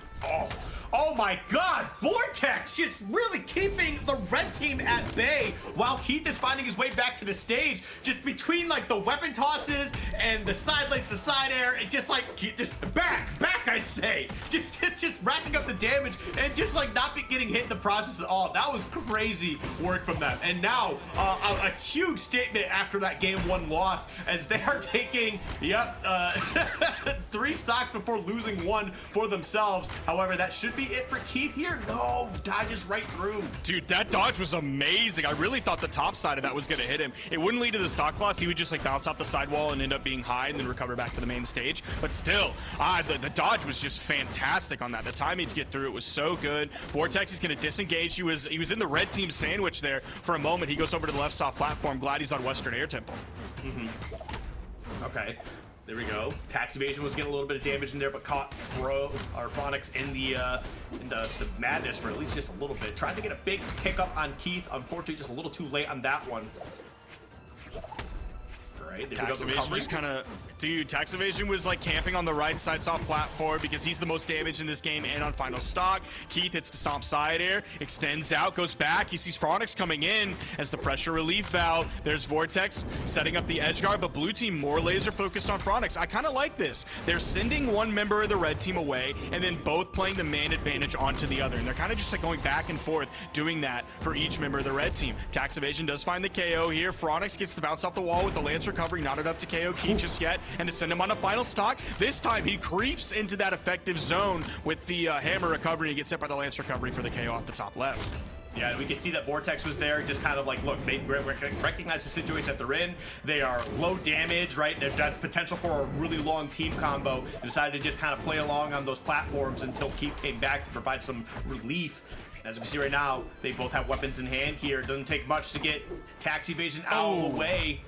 You just need to find that opening to really get him gone. And they are going to get him the punish on the recovery. Yeah, very well done. And now Keith and Vortex looking to try and close out Phronix here. And after what was really a good start from blue team, red team did do a very good job of bringing things back. They weren't able to, get like a 1v1 scenario. It still ended up being a 2v1 in blue's favor, but still much better than the start of that game. And now we're at 1 apiece. Ooh, Western Air Temple taken out of the pool here. They didn't like that. And the blue team seems to not want 2 soft platforms either. One of the other variants of that being the Miami Dome. So completely taking that off the table as well. We're going to be getting into this next one. It's tied 1-1 in the set. I'm liking red team, even though they were definitely behind at the end of last game. I'm liking some red team gameplay here. Yeah. All right, well, let's see how things move forward here. And again, red team off to a hot start. Picking up some really solid damage so far. Again, it's just a very, very early part of the game, though. Nice, good follow-up. There was a dodge there from Keith because that was not a true combo. Maybe if he would have been a little bit quicker with it from tax evasion, that would have been true, and they could have hit both members of the blue team. Phronix setting up here. Dude, he's able to avoid 1 hammer recovery, not a second. When it comes tax evasion, he was too far away for the hammer recovery to make contact. That got the KO. Even just Phronix is recovering back to the stage. Vortex had enough damage added up on him by tax evasion. That was a crazy ground pound attempt there too. Just went for it all and just wasn't able to find it. Keith still holding on to the third stock right now though. As you can see, red team kind of opting to go towards his side of the stage, trying to see if they can find a way to clean him up and just continue work onto Vortex. Vortex, you know, has a little bit of damage here, but again, hasn't really been the focus for red team so far. But now we're in a position where that could be the case. Vortex looking to clean everything up by themselves though. Keith coming in with one ground pound. We'll get one stock out of the way. Vortex with the side air, not gonna be enough to take out Phronix. However, Phronix at 185, it won't take much to get it done. Yeah, Keith dropped the second D-Light ground pound, unfortunately, but yeah, Phronix was right there, or sorry, Vortex was right there with the Spear side air to get the follow-up right after. They're gonna be looking for the KO here. 217 damage on Phronix right now. He's at the weapon disadvantage, gonna be looking for a spawn. Surely he gets taken out off of that. Okay, they do get the stock as the weapon spawn was coming back in right as he queued up that gravity cancel down heavy. But the blue team already taking so much damage on these second stocks as well. I would be careful if I was Vortex. Going off stage like that and just like not hitting anything, then you were in disadvantage at that point. Keith gonna lose that stock. You're gonna have to play the elusive game once again. Is taken out by the recovery from Phronix here on that top right part of the stage. Now it's 1 stocks a piece for blue, 2 stocks a piece for red. What, blue getting some decent damage going? Yeah, the movement, the target swapping that Vortex was so good at last game, I'm just not seeing it this game. I don't know if it's a map difference, if it's just like not the weapons that he wants at the right time, because he was doing a lot of it with the bow, and now you see him even swapping out the bow for the spear. A little bit of team damage there. I don't know if that was just to like separate him from that area to bounce his teammate off the wall. Ultimately, Phronix ends up getting the side air for the KO. This is Keith stuck in the 1v2. Great timing on that recovery to get through the ground pound from Phronix, putting him on a final stock as well. And it looks like he's gonna be dancing with the Taros, just trying to see if he can find a way to get tax evasion. You know, just some damage here. Just gonna be a tough spot to be in. Now we've mentioned red team's team combos. Nice. Okay, you know, I wasn't even gonna finish that conversation because all it takes is stomps there to clean that up anyway. So Keith, I feel like that was the most like textbook everything everybody is supposed to do in that moment, but ultimately it's pretty much going to be a losing situation. It's like you're playing an in-game in chess where you're probably going to lose, but you still go through the moves one at a time. Like you're going through a flow chart where you saw the gravity cancel neutral signature coming out from Keith as he was on the wall. The red team is not going to like push that. They're not going to take the bait, even though a dodge was burned, because they have stage control, they have man advantage, they have everything. Keith has to push up onto them, so they just kind of wait. They throw out the side signature from the Olgrim. That's also a bait. If it hits, amazing, they get the stock. If he doesn't, then that's where tax evasion is. He's absolutely ready. That's already built into the flow chart and gonna happen no matter what, and that is going to be the stock loss. So great gameplay really from everybody at the end. It feels like everybody went down the flow chart they're supposed to go to, and unfortunately in that situation it's just like red team has everything in their favor and you're gonna lose that one. Now, what I'm wondering here, though, is after that winner's finals set, if, you know, that 3-0 loss kind of really lit a fire underneath red team here. Because, I mean, granted, we did get a game 5 on the elimination side finals, but they're coming in here just playing some phenomenal 2s in Brawlhalla. I mean, a great lead right now. They're going to try and find a way to close out Vortex. However, Vortex, huge reversal. Nice. And that is actually going to be a big pickup here. Can they get Vortex back? Oh, no! No. Okay, Keith tried to go down there, tried to save his teammate, and almost lost the stock in the process as well. However, it is still a very even game. Yeah, that was really smart from tax evasion to come in and put all that pressure onto Keith so that he couldn't dip down super low close to the blast zone, grab the down air, and send Vortex up. He just had to back out from saving his teammate. Otherwise, Keith was also going to lose his stock in the process. Right now, they're not in a bad spot either. I mean, 175. However, it is Patrick Starr on the Taros, basically. And that is going to be able to take it from the other side, but that is an Ulgrim side, like, from the other side of the stage. I mean, he still hits like a truck hack, still hurts. And there we go. Nice pogo to get back on stage. Also have a nice little bit of stage advantage here. Okay, there we go. Nice weapon toss, finding a way in there. Two teams. Okay, there we go. Things are definitely starting to slow down here a little bit. You can definitely feel the tension mounting up. Big pickup for both of them. The Sire, that's going to be one. Can we get a second? Looking for the he was stop. looking for the yeah, he looked in for the dash and D-Light. Then he moved off stage further, tried to hit the recovery after he got below his opponent. He's still looking for the stomps, but his opponent was too aerial, and tax evasion got the falling side air right after that. GC side sig from tax evasion. Oh. Dude, come on, man! You gotta get that, dude. How many times have they dropped those? I feel like they had the perfect setup there. There wasn't even like another member of the blue team to get in the way and mess things up or put pressure on them. Just the bounce off of the stage after the in-sig is a little bit too high to pick up that grounded side signature. Just get ready for maybe the gravity cancel just a little bit off the ground so you can hit a grounded opponent and a slightly aerial opponent. And the crazy thing about that too is by missing that, you still got the stock afterwards, but Keith came back into play and picked up a stock on you in the process as well, which just made things worse. That's definitely a problem Red Team really needs to address here, because that combo looked great to start. It could have put them in a nice position. If he had landed that, this would be a much different game right now, because Blue Team is looking like they are on the cusp of forcing this game 5 here. Weapon toss. Nice, dude. Nope, not gonna get picked that one.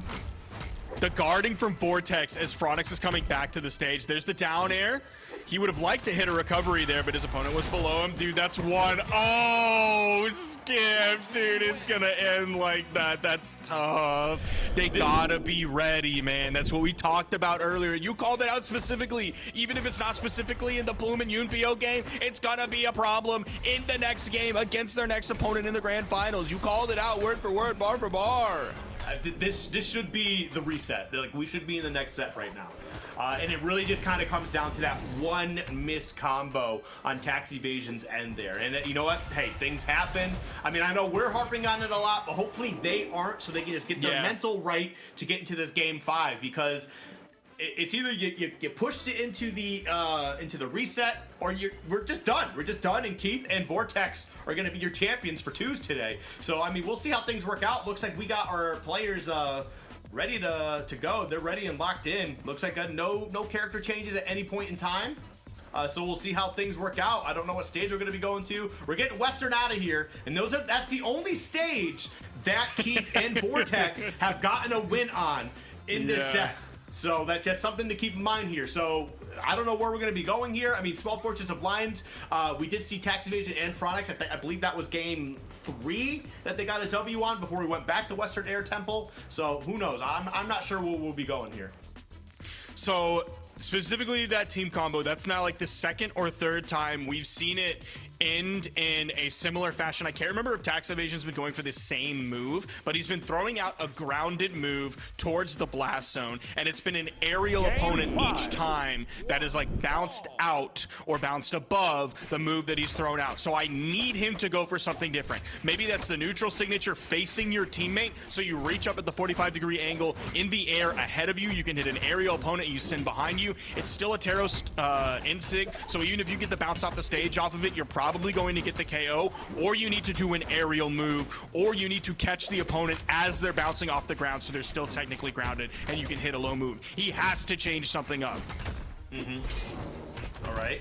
Well, we're going to see how things exactly change up here. I mean, right now, Blue Team is still relatively close. However, Blue Team, okay, I was going to say, is not too far behind until losing that stock, and now it is a firmly strong red lead, I would say. However, you still got to be careful going off stage against Keith, especially when he has that hammer in play, because the reversal potential is much too high.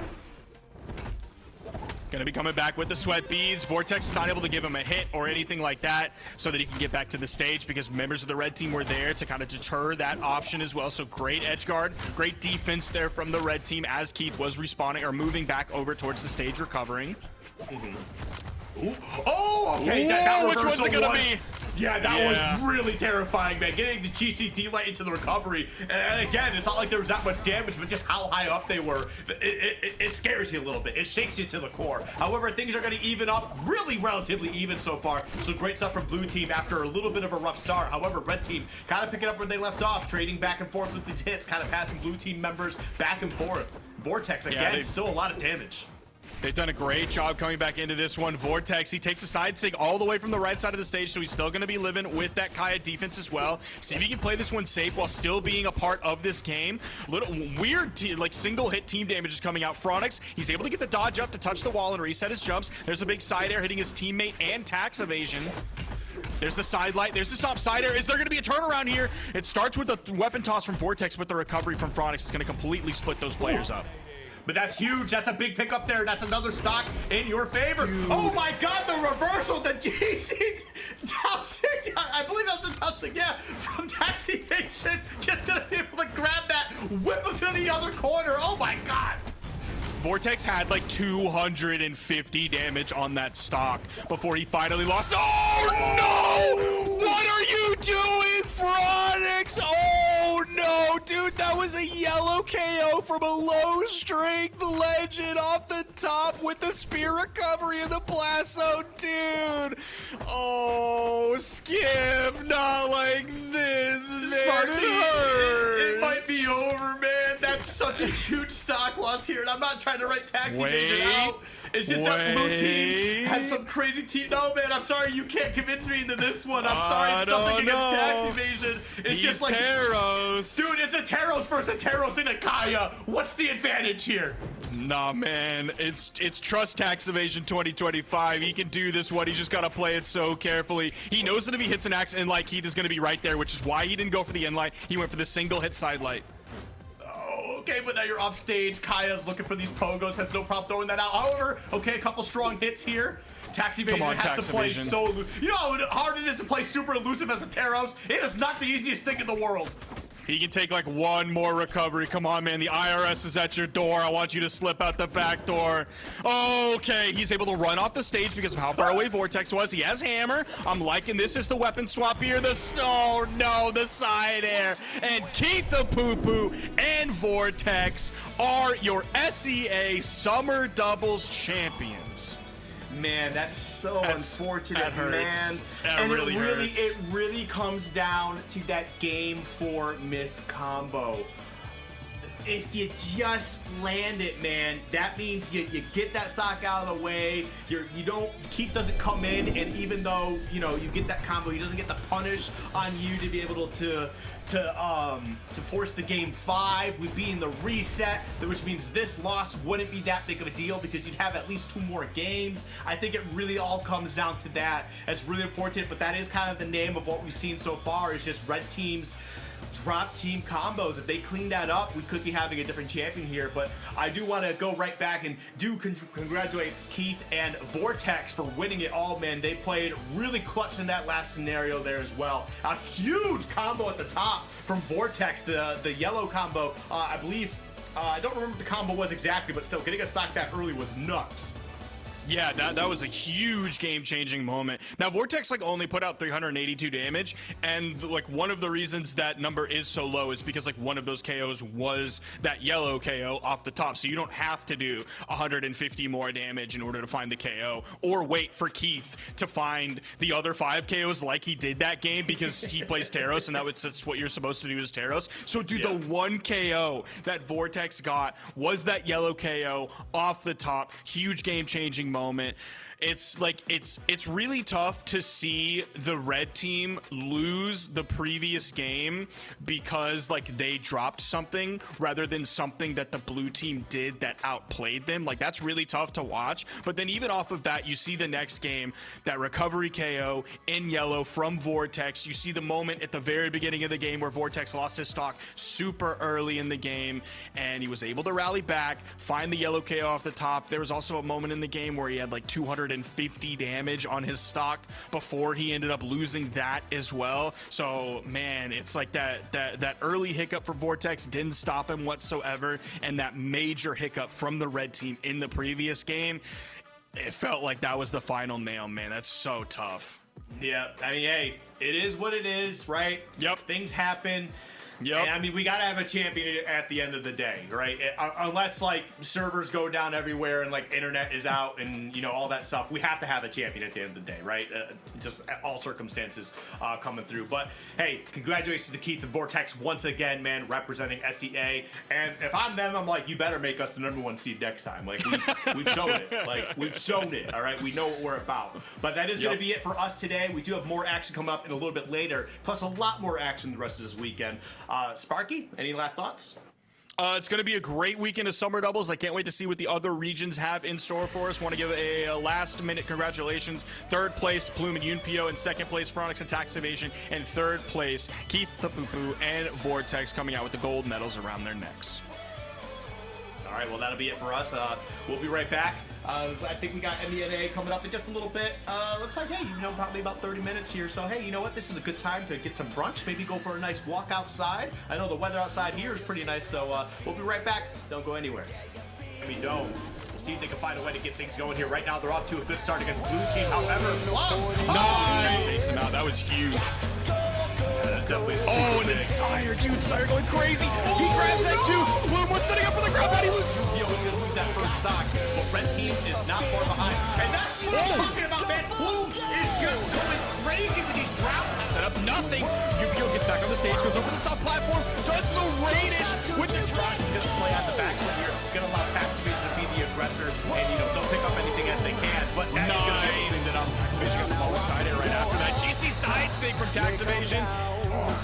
Dude, come on, man. Gotta get that. 50 damage on that stock just before he finally lost. Oh, no! I'm liking this as the weapon swap here. Oh, no, the side air. And Keith the Poo-Poo and Vortex are your SEA Summer Doubles champions.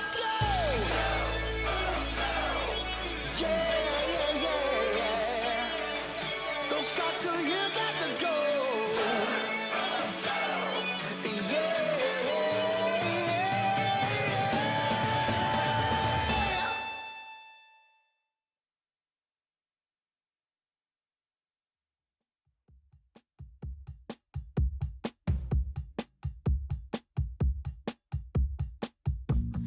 Told you in the night we were always wrong. I felt it in my body, you felt it in your soul.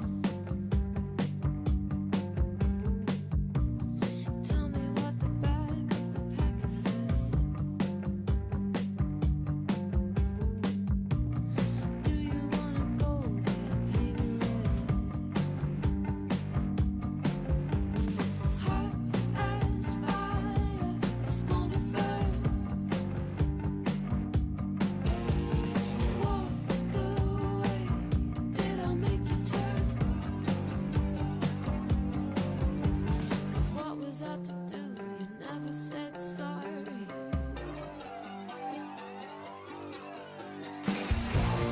I was just wasted over there.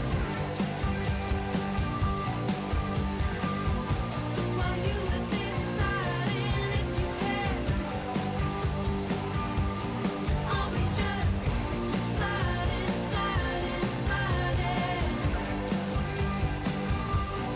Are we just sliding, sliding, sliding? What you gonna do?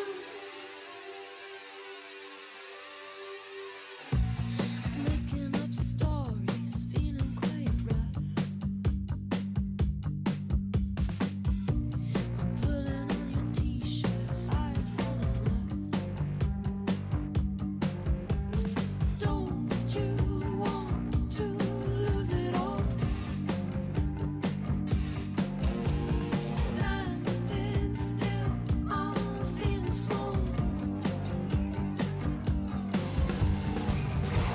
I was just wasted over there.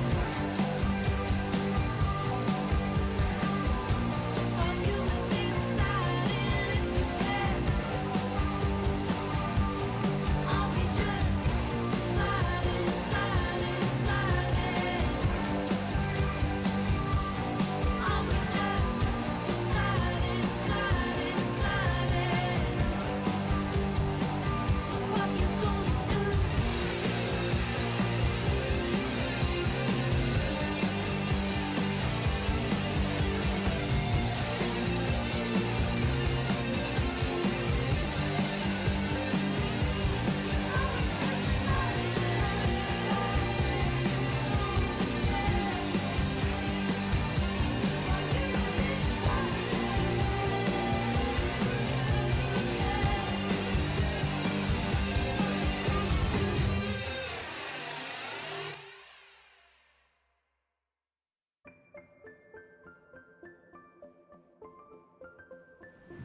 Slow down for a minute.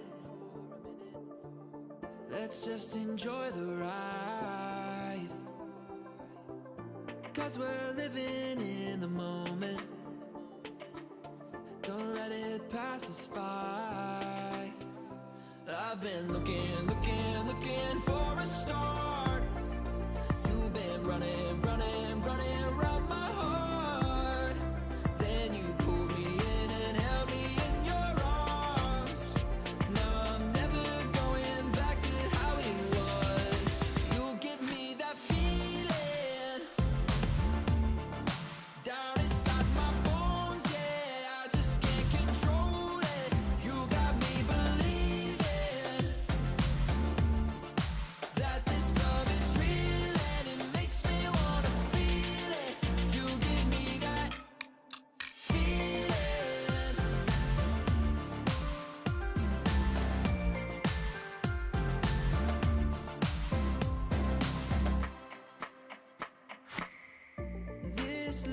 love takes me higher than I've ever been before. Your spark shines brighter. You always leave me wanting more. I've been looking for a star. You've been running round my heart. Then you pulled me in and held me in your arms. Now I'm never going back to how it was. You give me that feeling down inside my bones, yeah. I just can't control it. You got me believing that this love is real, and it makes me wanna feel it. You give me that feeling.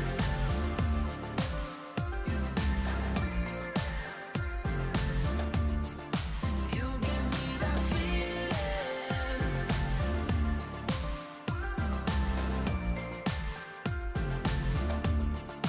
You give me that feeling down inside my bones, yeah. I just can't control it. You got me believing that this love is real, yeah. You give me that feeling.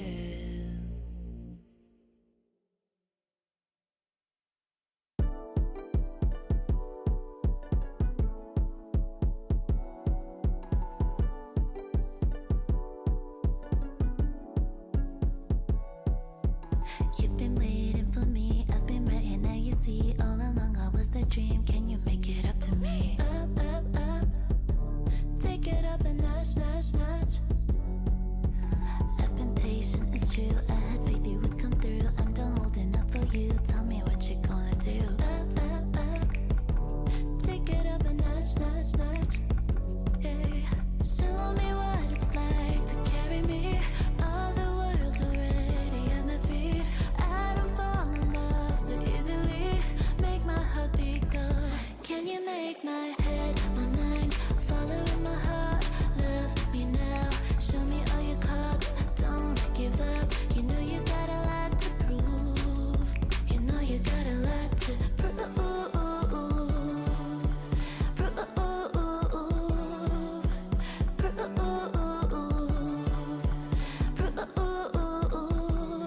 You like to go, go, go. Player mode just stuck at level 4, 4, 4. Final levels, boss battles galore, law, law. Now you're feeling all uncomfortable, bro. Uncomfortable, bro. Show me what it's like to carry me. All the world's already at my feet. I don't fall in love so easily. Make my heart beat cold. Can you make my head, my mind, follow my heart? Love me now, show me all your cards. Don't give up, you know you got a lot to prove. Can you make my head, my mind, follow my heart? Love me now, show me all your cards. Don't give up, you know you got a lot to prove. You know you got a lot to prove.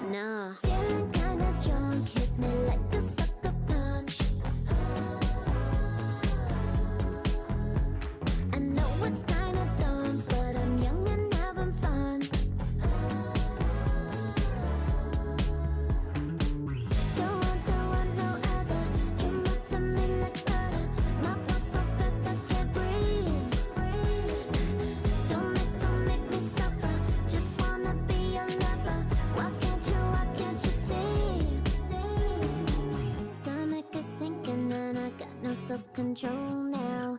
It left me out the window. Running so fast, you know, I think I need to slow down. My body telling me no. Butterflies, am I alright? Butterflies, I can't disguise.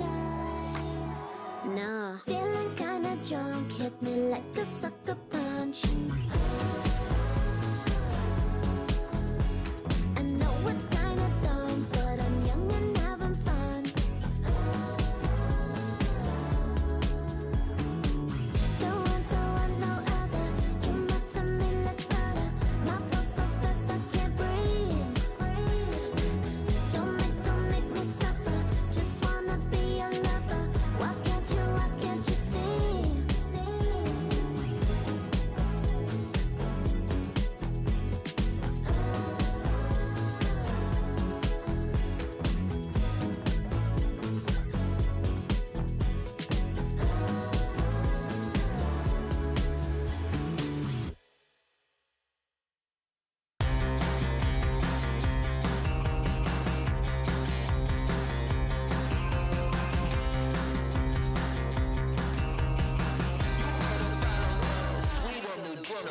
We've got you spinning around, your new fixation. We are the voice of the crowd, new generation. You got your feet on the ground, we shooting for the stars. Back up, we're leaving this town, baby, we're taking off.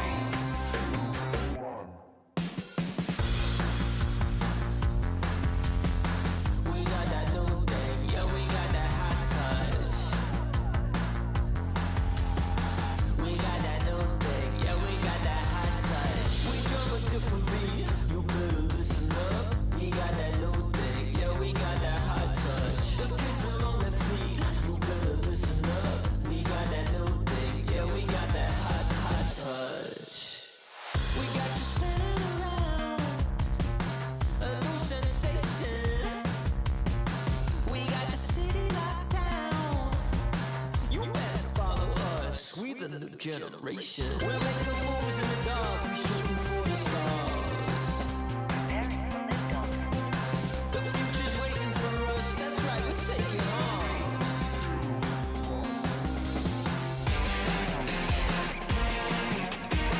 We got that new thing. Yeah, we got that hot touch. We got that new thing, yeah, we got that hot touch. Ain't got rights in me, oh, how about I show you what's up? Yeah, is this what you dream of? Baby, come on, we're gonna turn it up. You better follow us, we the new generation. We got that new thing, yeah, we got that hot touch. Yeah. We got that new thing, yeah, we got that hot touch. We drum a different beat, you better listen up. We got that new thing, yeah, we got that hot touch. The kids are on their feet, you better listen up. We got that new thing, yeah, we got that hot touch.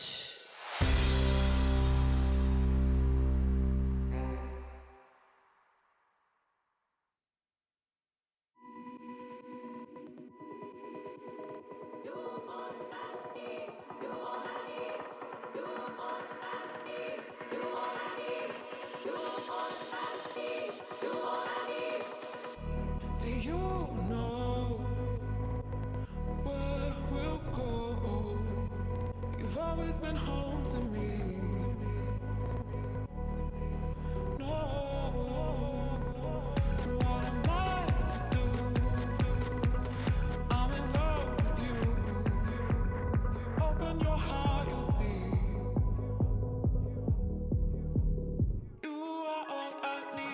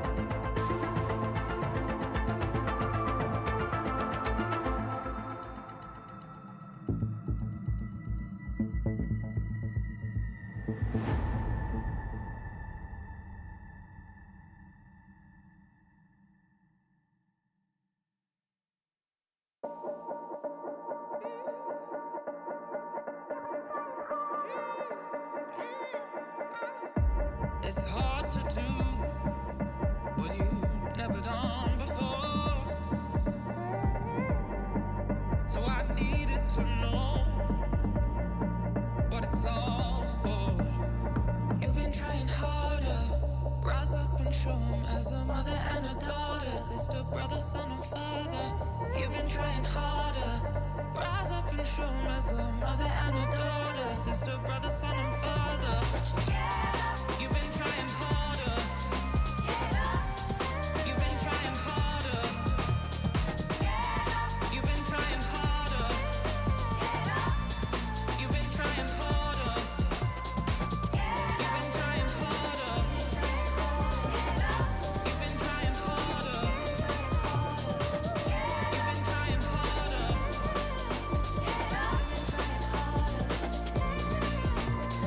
You've been trying harder. Rise up and show 'em as a mother and a daughter, sister, brother, son, and father. You've been trying harder. Rise up and show 'em as a mother and a daughter, sister, brother, son, and father. You've been trying harder. Rise up and show 'em as a mother and a daughter, sister, brother, son, and father. You've been trying harder. Rise up and show 'em as a mother and a daughter, sister, brother, son, and father. Head up, you should be proud. Look at where you at now, Georgia, we can look down. Head up, you should be proud. Look at where you at now, Georgia, we can look down. How's it feeling in the clouds? You've been trying harder. You've been trying harder. You've been trying harder. You've been trying harder. You've been trying harder. Rise up and show 'em as a brother and a daughter, sister, brother, son, and father. You've been trying harder. Rise up and show 'em as a mother and a daughter, sister, brother, son, and father. You've been trying harder. You've been trying harder. You've been trying harder. You've been trying harder.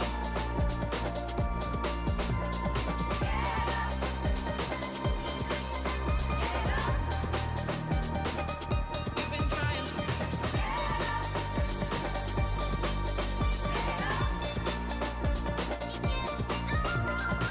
Head up, you should be proud. Look at where you at now, Georgia, when you look down. Head up, you should be proud. Look at where you at now, Georgia, when you look down. How's it feeling in the clouds? You've been trying harder.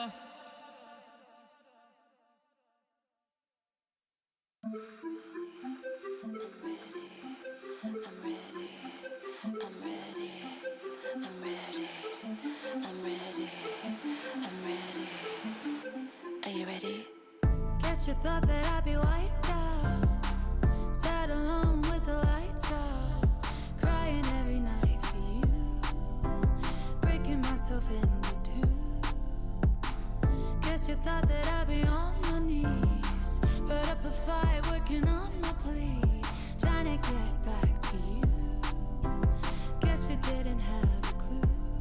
I've been watching you from afar. Test my patience, play with my heart. I've connected all of the dots. I'm already gone. I've been ready, waiting for the fall. Got there early. I've been ready, ready all along. Are you ready? I'm ready. I've been ready, waiting for the fall. Got there early. I've been ready, ready all along. Are you ready? I'm ready.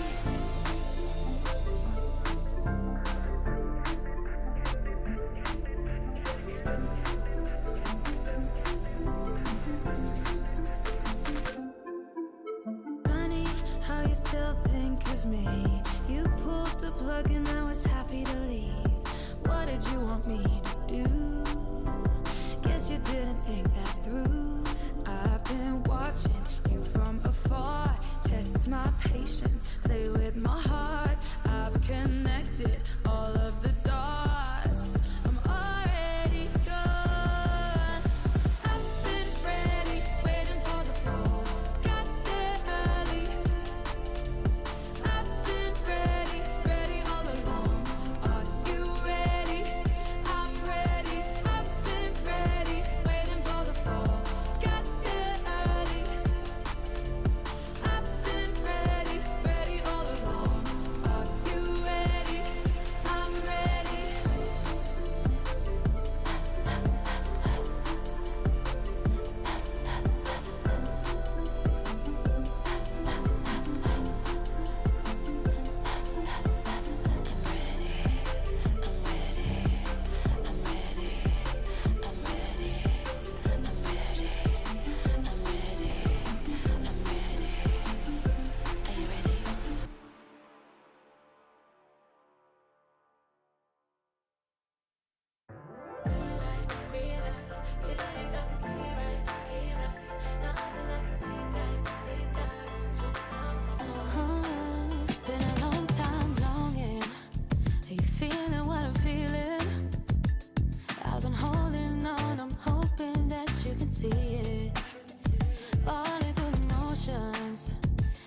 can see it coming.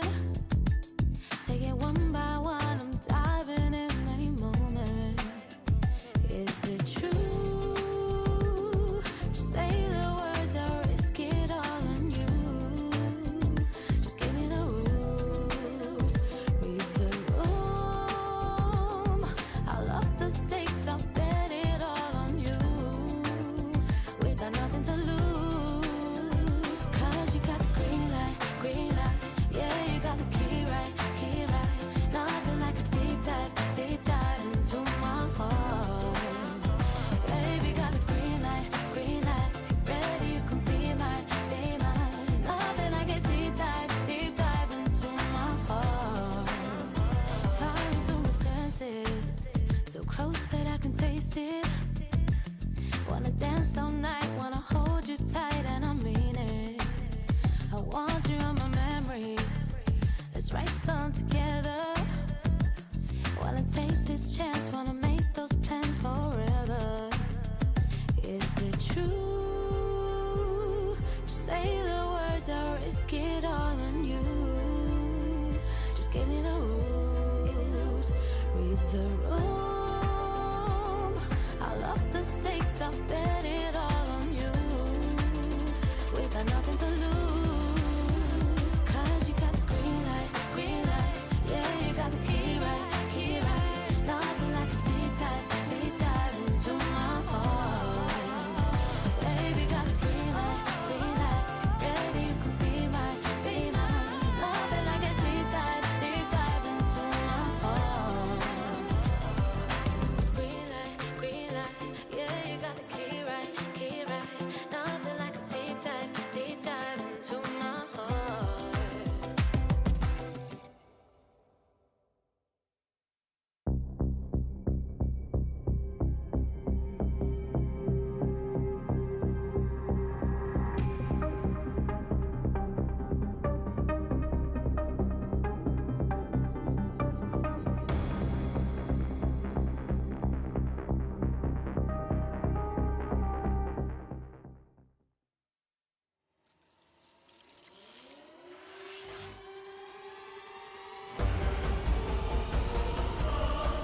Who said it? Who we gotta knock off? Cause you mixing with me is like keys in a sock drawer. I'm on target like 30 from half court. You're 15 minutes of fame for more than a half short. Going off stage with down, eating that end life, coming back on, but that's a side sig on the wrong opponent, but it does not matter. Hideaway! Are you kidding me? Hideaway!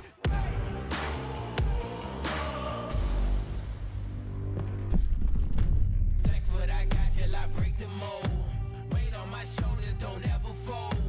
We can't break even, no, I bet it all on me. I'm at the top and that's where I'ma stay. There's the GC side sig. It's instantly punished from Hughes, and he is your two-time Brawlhalla 1v1 world champion.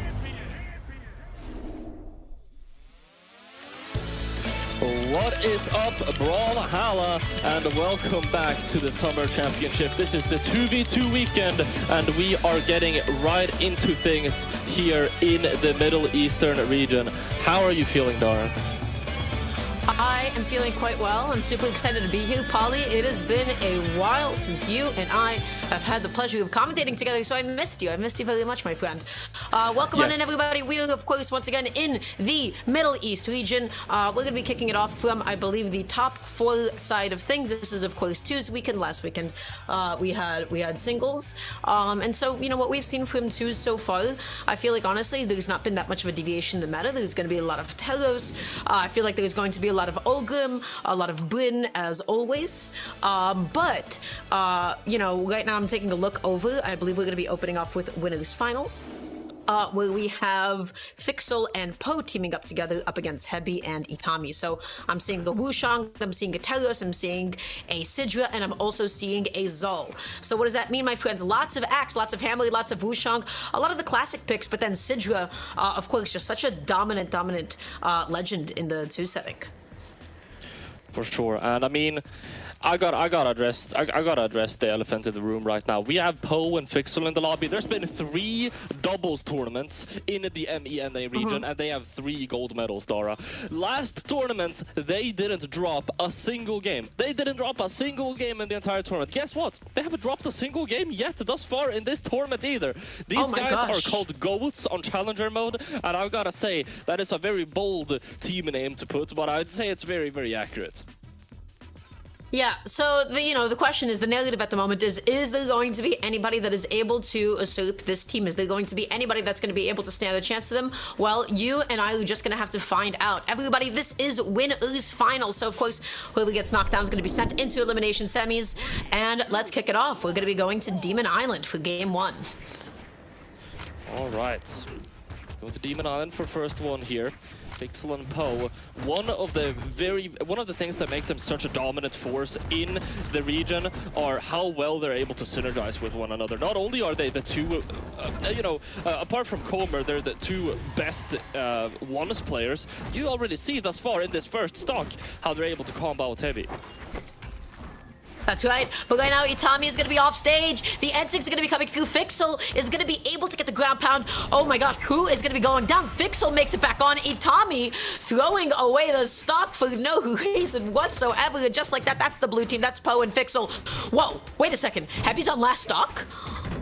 Heavy is on last stock, just like that. You look away for 1 second, and Fixel and Poe are going to take you down to last stock. Ground recovery is going to hit on the way back up for Fixel. Going down here, losing their first stock. As Poe stuck in this momentary 1v2. He's going to be able to catch both of them with the sidelights.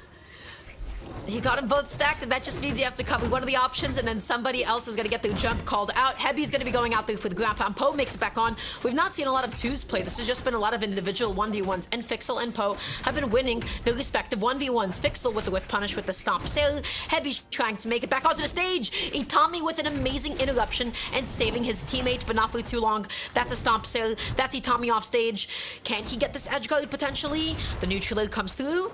Poe comes back on with the weapon toss. Itami tries to slide charge that D-Sig, but I think this is going to be all blue team. Goes down for the ground pound. Itami still going to be alive. 1 dare comes out from Poe. Fixel takes over the edge guard instead. It's going to be the neutralites to take Itami down to their final stock. I mean, at this point, you're already thinking about the next game. Itami is going to need to grab both of these knockouts and then play almost perfectly in order to win here. Pixel doing an edge top, playing support though. Poe tried to set up the sidelight save, but right now this is probably all over for Itami. Itami, this could be a potential edge guard setup here, but honestly, I don't know if I have that much faith. It is 1 stock to 4. The ground pound is still not going to be enough to KO. Itami is fighting. Itami is swinging, but oh man, I don't know how much more fight he has left in him at this point. D-Light Nair comes out, and that's going to be Poe winning them the first game here with what I can only really call, I mean, we were seeing some domination there, Dara, especially, I mean, in the first half of this game. The way that they were able to just completely single out Heavy, you see there, the early knockout of Fixel was able to get on that hammer against him. That was really what spelled Itami and Heavy's doom. And Itami wanted to go for the reversal, and then he ended up throwing away his own stock as well there at the end. So a little bit unfortunate. Yeah, I feel like it was really difficult from the beginning. We didn't get to see any crazy team combos from Poe and Fixel, but they backed each other up when they needed it. But honestly, I feel like a bulk of that game can be chalked up to they won their respective 1v1s, right?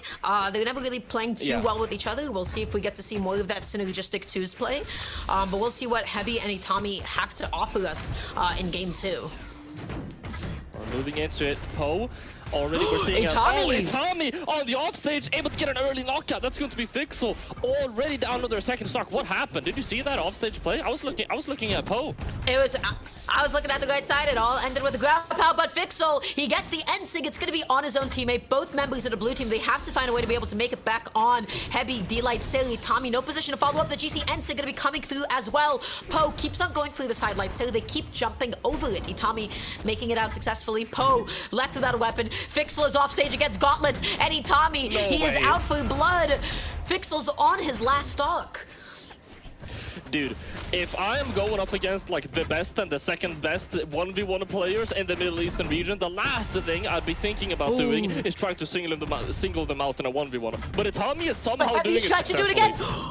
And that Heavy was in a position to go for another ground pound. He had such a good angle and he didn't pull the trigger. I don't think the downing would have connected. Oh, the team combo. Is that going to be able to KO off the Edzig? Yes, it is. And now it's happening again. Fixel going to be dropping his side of the follow-up, but that is a lot of damage. Poe goes all the way out there. Side light recovery connects. Is Itami going to be able to make it back on? He gets the dodge, but Fixel took him out. Oh, this could be massive. Poe, go for the full commitment. Heavy, no options. They're able to find the knockout. This is possible. It's still doable, Dara. They're almost taking out Itami here too. No options. Wet beats come out. Dare comes out. Recovery. They're not able to find it, but Itami is orange and Poe has two stars completely healthy. They've somehow done it, Dara. Poe and Fixel are still in this game. This is still so winnable but for them. But not if Fixel gets knocked out, because Fixel right now, he's going off stage. He's looking for a crazy grab pound. He makes it back on with the recovery. Heb, oh no. That was such a big commitment. He's still able to keep himself onto the stage. The interruption. Poe gonna be saving his teammate. Otherwise, that would have been an easy D-Light recovery, an easy D-Light sale. The grounded sword recovery was not enough to KO Fixel off the top. Heb, okay, making it back on here. He wants that stock onto Fixel so badly. Itami gonna be dropping the Edzig follow-up. What happened? What happened, dude? Fixel with the side signature, picking up both of them to get a knockout, and Poe tries to go for the D-Light ramp out. It's not going to connect. I'm just looking for the knockout here. I mean, at this point, they just need to clean up house, dude. Poe getting knocked away quite far. Fixel, gotta be careful not to get knocked out here. Sidelight comes out. Oh, this might be it for Heavy. I don't think he has anything left, but you know what? Even still coming back onto the stage, Fixel gonna be able to get a hit for Heavy trying to come back on with the recovery. The back hit of the axe recovery is gonna be able to do it, and that is the blue team, Poe and Fixel coming up with a 2-0 lead. Heavy and Itami. They still have not lost the game. That's right. Poe and Fixel look so good. Heavy and Itami, honestly, you know, they opened off so hot. Itami got the 2 stocks off of Fixel, but they dropped quite a few follow-ups together. There was quite a few times where both members of the blue team were off stage, and I think it was like the Sidra and Sig that like ended up whiffing. Yeah. Oh yeah, this one was crazy. But then Itami like missed another like Wushang and Sig as well. They missed a couple of really key combos, I think, and the lead just fell apart. It is definitely a combination of Poe and Fixel being insanely clutch, but also Heavy and Itami having a little bit of, I think, a mental block. I feel like a lot of teams, whenever you see a team this dominant, you've got to say that at least a small portion of what's going on is a mental block, right? Because Heavy and Itami, as you were saying, they were looking so good. All of a sudden, what's changed? I mean, Fixel and Poe are playing better, right? But you're also playing slightly worse. That's not really supposed to happen unless there's some mental dynamics in play there. I think Itami played very well. Now, that's not me trying to like diss on like Heavy too much, but I think Itami opened off super, super hot. The reason they were able to get that lead in the beginning was because of Itami. And that might just also be like a, you know, let's go gambling kind of moment, because going gauntlets off stage against Hammer is a very bold choice. You can easily get reversaled, but Itami's edge guarding was just honestly that good. It was just that solid in the beginning. He was just able to really pressure Fixel, but at the end, I don't feel like they had the doubles synergy that Poe and Fixel had, and they had a little bit more consistent damage output. They had a couple more consistent combos, and the interruptions from Poe and Fixel, they supported each other so well. When somebody got hit, somebody else covered from behind. And now Poe, the GC sidelight extension, that is so much damage, Polly. But they'll pretty much even it out. I mean, to be fair, Poe and Fixel accumulated like 80 damage right now. Oh, okay, that's way more. Heavy and Itami on like 200 shared right now. Fixel able to grab that recovery. That's going to be Itami out in the first, what is that, 20 seconds of the game. And Fixel able to get the second one out to Heavy. The GCD signature. What a creative option, but Heavy is going to be able to get back onto the stage. That D signature sending him in a bit of an upward trajectory. Yeah, I like the idea. That was a really cool idea, but it was not enough to be able to KO. D-Light Neutraler comes out, the Sire as well, and that is now going to be Heavy, knocked down to a second stock. Itami trying his best to be able to avoid a beating. He gets the side sig, and it is going to be able to KO. Poe, again, sidelight, immediate Sire, puts himself off stage, makes it back on. Yo, that double chase dodge? Hello? That was crazy. Neutralite. Poe goes for the dare too. Weapon throw's going to connect. Oh, the weapon throw! And the GCD sig off stage once again. Heavy's gonna be eating it. Heavy eats a lot of damage. He's trying his best to be able to make it back on. The neutraler comes through. You saw Fixel try to interrupt the combo. It forced Itami to dodge, and Itami was not able to get the full advantage state against Poe. This is Fixel and Poe constantly interrupting the red team synergy. Sidelight comes out. Heavy trying to get something started on this cannon here, but Fixel immediately coming back with that axe, starting swapping over to Tommy, able to get a sidelight near. Neutral signature, sorry, the down signature isn't going to be enough to get the knockout though. Okay, Itami, he's able to get the end light. Heavy's follow-up gets interrupted. He needed to pay attention to the fact that Fixel was right behind him. Maybe an immediate D-light and then target switch. He not even go through the GC D-light to begin with. Fixel finally gonna be picking up a weapon and then immediately jumps into Itami's D-Sig. The red team is doing their best. This is the best that they've looked so far, but they're still quite a bit behind. Right, let's see. Pixel, nice recovery. Itami able to interrupt that side signature with the recovery of his own. Both players very damaged. They gotta take down Fixel. If they're able to take down Fixel, this is still possible, Dara. Yeah, we'll at least get the stock off of Poe now, but Fixel again with the interruptions, and just like that, it has now become a 2v1. I don't know if Heavy's gonna be able to pull this one off. It's a bit of a long shot. Fixel is still looking relatively healthy. Heavy is down so deep into the red, and he just eats the end of that side sig. Poe and Fixel are going to continue their perfect streak this tournament so far. Not a single game dropped all day long.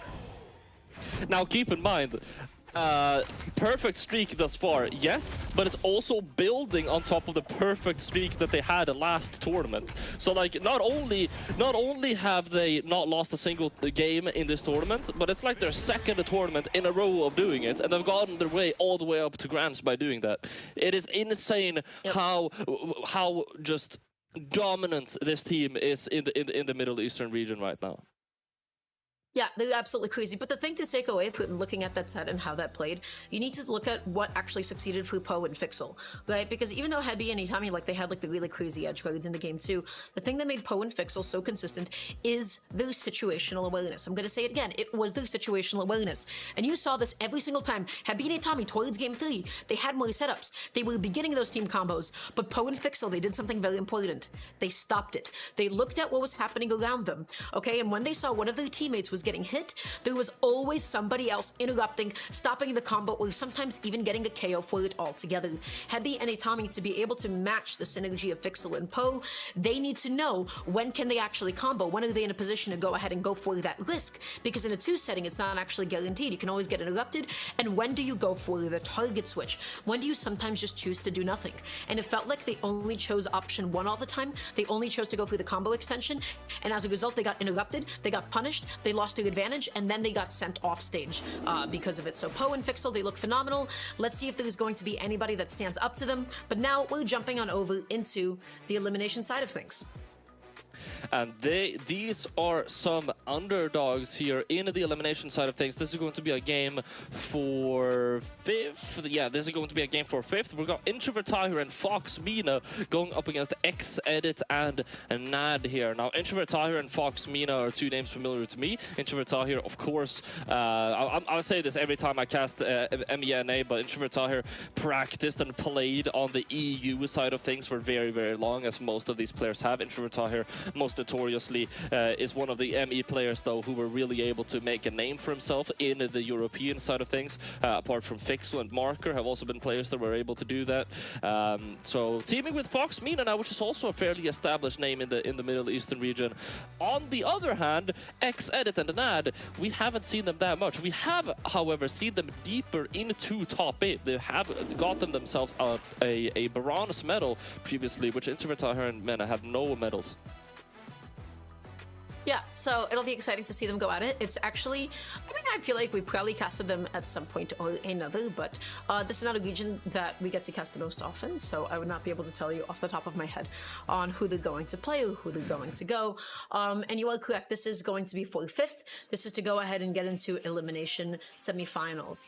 And then just like as a bracket update, in elimination semis is Yellow Flash 11 and AOG teaming up together.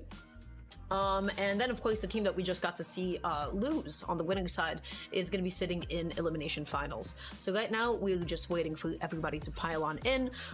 Seems like everybody wants to stick to Demon Island, nice, big, comfortable stage. But really what I want to see more than anything is going to be some team synergy. Hopefully today, you know, is the day that Poe and Fixel perhaps even, you know, lose even a game. Even if they lose 1 game today, it's going to be a very different That's tournament. That's going to be a victory. Are you saying... Yeah, that'll be a victory. you're saying last two's tournament was also a perfect streak for them? Yes, literally. Yeah, even Grants. They didn't drop a single game last tournament, and they're literally continuing on this streak right now. I'm pretty sure. Correct me if I'm wrong. There's a lot of smart people in the Brawlhalla community that are really nerdy about this kind of well, stuff. hold on. I don't know. I honestly don't know if it's been done before. I honestly, it could be one of the first times. Maybe like Tiger or someone else who historically has had a really dominant run has done 2 tournaments back to back without dropping a game. If anyone can get on this and let me know, this might be. I mean, if it's happened before, it's happened like once before. I'm calling it. Yeah, let's find a smart person in Brawlhalla to go ahead and tell us that. I think it's probably happened in like Skills at least once. Like I swear people talked about this once, but I don't know if in a 2 setting. Definitely, you know, not to my knowledge at least, but somebody who has been around longer would be able to tell me. Okay, so my friends, we are now going to be jumping on over. We are seeing a bunch of standard picks and then one unconventional pick, and that is going to be the King Zuva. King Zuva, not somebody that we see played quite frankly at all. The last time that I got to see was probably, I don't know, I think Stingray playing Zuva once or twice. But Zariel, Telos, Ulgrim, these are your classic 2s picks. A whole lot of classic 2s picks, my friends. And now we get to see a King Zuva, which I think is pretty exciting because we don't get to see that often at all. Yeah, 9 strength battle boots, and also, of course, everybody knows about those King Zuva signatures, man. And those King Zuva signatures have so much, like, they're so useful in 2v2. I feel like one of the main reasons people don't really like King Zuva that much is because of his kinda low defense paired with his low speed, right? Which is not very optimal for 2v2. Yeah. But let's see if they are able to make this work. If Nad is able to make this work, I'm gonna be looking forward to it. Already, what an amazing starting combo by Fox and Tahir, taking down the players down to 90 damage and 90 damage, both of them respectively. Oh, and Tahir's movement right now is looking phenomenal, and we try to see that, you know, bit of an early KO off the top, but you know what, at the end of the day, it is boots. But Fox with the extension with the neutral, we're seeing the attempt to go for the GC side light. Tahir's off stage with no resources, but that was almost the SD. Gonna be getting the dodge just back in time, but the, okay, wait a second. Oh my gosh, what an opening already for the red team. Dude, Tahir is getting funny with it. Tahir is getting funny with it right now on this bow with these signatures this far. Gets the sidelight, tries to go for yet another neutral signature. And you already know he's conditioning those jumps, trying to make them play more grounded here. Oh, what an offstage play by X-Edit.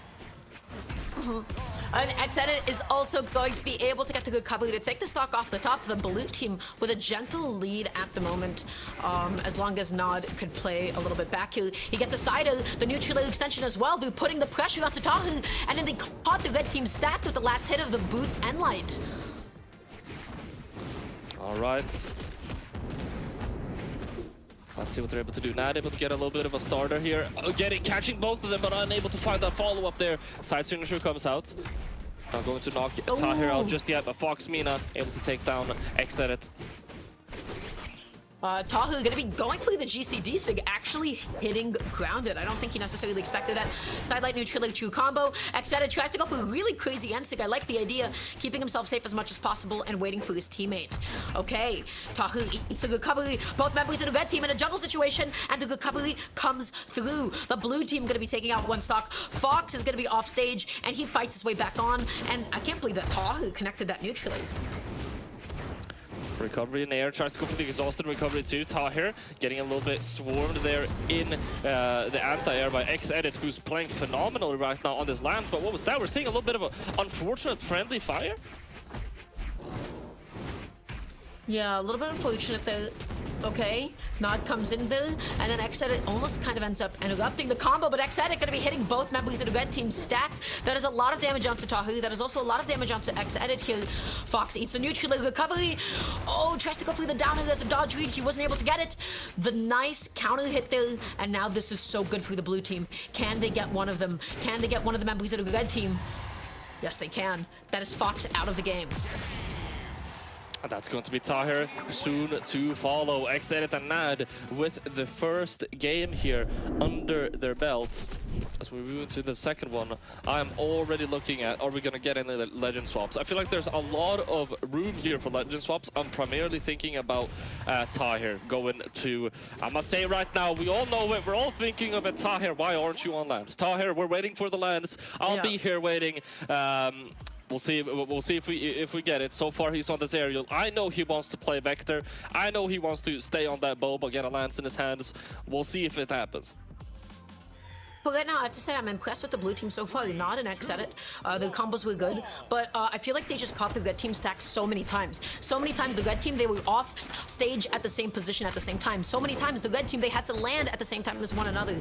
So let's see what they're able to do into this game too. X edit just immediately target switching. You see Nad with the follow-up with the neutral layer as well, gonna be picking up the boots now. Sidelight, downer, Fox is gonna be off stage, looking for the end light. Fox is not gonna be able to get back on because Nad is going in on him, dealing so much damage. The counter hit, the recovery, the blue team gonna be able to get the downer as well. Look at the dominance, Polly. What a good start of the game here. Exedit doing an amazing job at just taking center stage and knocking away the players, whereas Nad were able to really single them out, especially in terms of those edge guards. You have one guy able to knock them off, and then Nad is able to keep them down there. This is some synergy, some macro synergy, if I've ever seen it, Dora. Oh, but Fox gonna be fighting back to the best of his abilities here.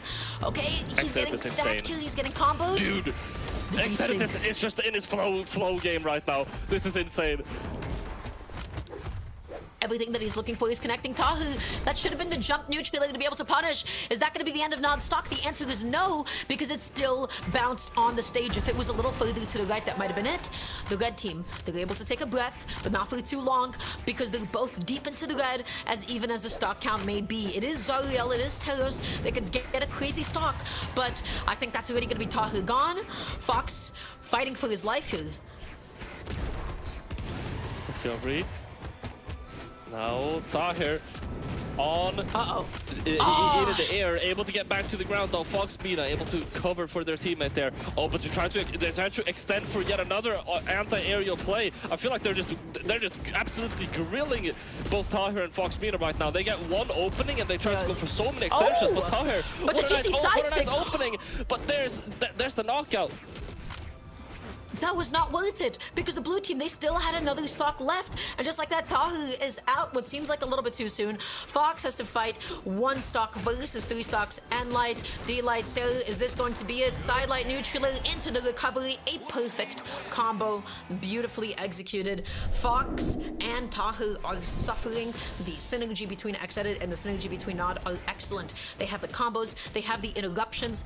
You know what Tahu and Fox don't have at the moment? They don't really have the interruptions. Oftentimes I'm seeing Fox get hit you know, by like one of the members of the blue team, and Tahu is below him, and he was not actually able to really get a hit to be able to interrupt that. That was a lot of damage that the red team was not able to match. You talked about the lance switch. It's happening. I have good news. I have good news, chat. We've got Tahir on the Olgrim. Now, I would have liked to see the Vector, but I'll take the Olgrim too. We're gonna see. We're gonna see some of the Lance gameplay coming up from Tahir. I see Fox Mean also hovering over the legend pick. So I'm thinking right now they're probably taking a couple of deep breaths, discussing with each other what they can do to adapt here, because we're seeing Fox Mean lock in on that same legend. Let's see if they have what it takes. Yeah, I feel like we didn't get to see any like big Zariel stuff aside from that GC side sig that was super cool. I really like that, but I feel like Gauntlet in the 2 setting, it's just so good at, you know, you can go off stage with it. Zariel has like such an amazing signature kit. We didn't really get to see it KO anytime soon. But now that we have an Olgrim as well as a Teros, they have a ridiculous amount of KO potential. You know, Olgrim Axe D sig is so good. It's Olgrim and 2s. He needs no introduction. You already know what Olgrim and 2s is capable of. You know, a little bit self-explanatory at this point. But the question is, can they take a game off of Exedit and Nad, because like Nad and Exedit, as I was saying, they have super good synergy in the macro gameplay, but being able to have a lot of presence in the game is going to be very, very important, and it could really help Fox and Tahir here. Now neutral light comes out, Tahir unable to get a follow-up there, as Nad would be ready right there to punish him. Exit able to get that Sire on the way out. Tries to go for a ground pound. And just like that, they're taking control of center stage and they're able to win in these neutral games again. There it is again. Fox, but he got both of the blue team members stacked. He's gonna be going off stage, the weapon toss, and then the spike.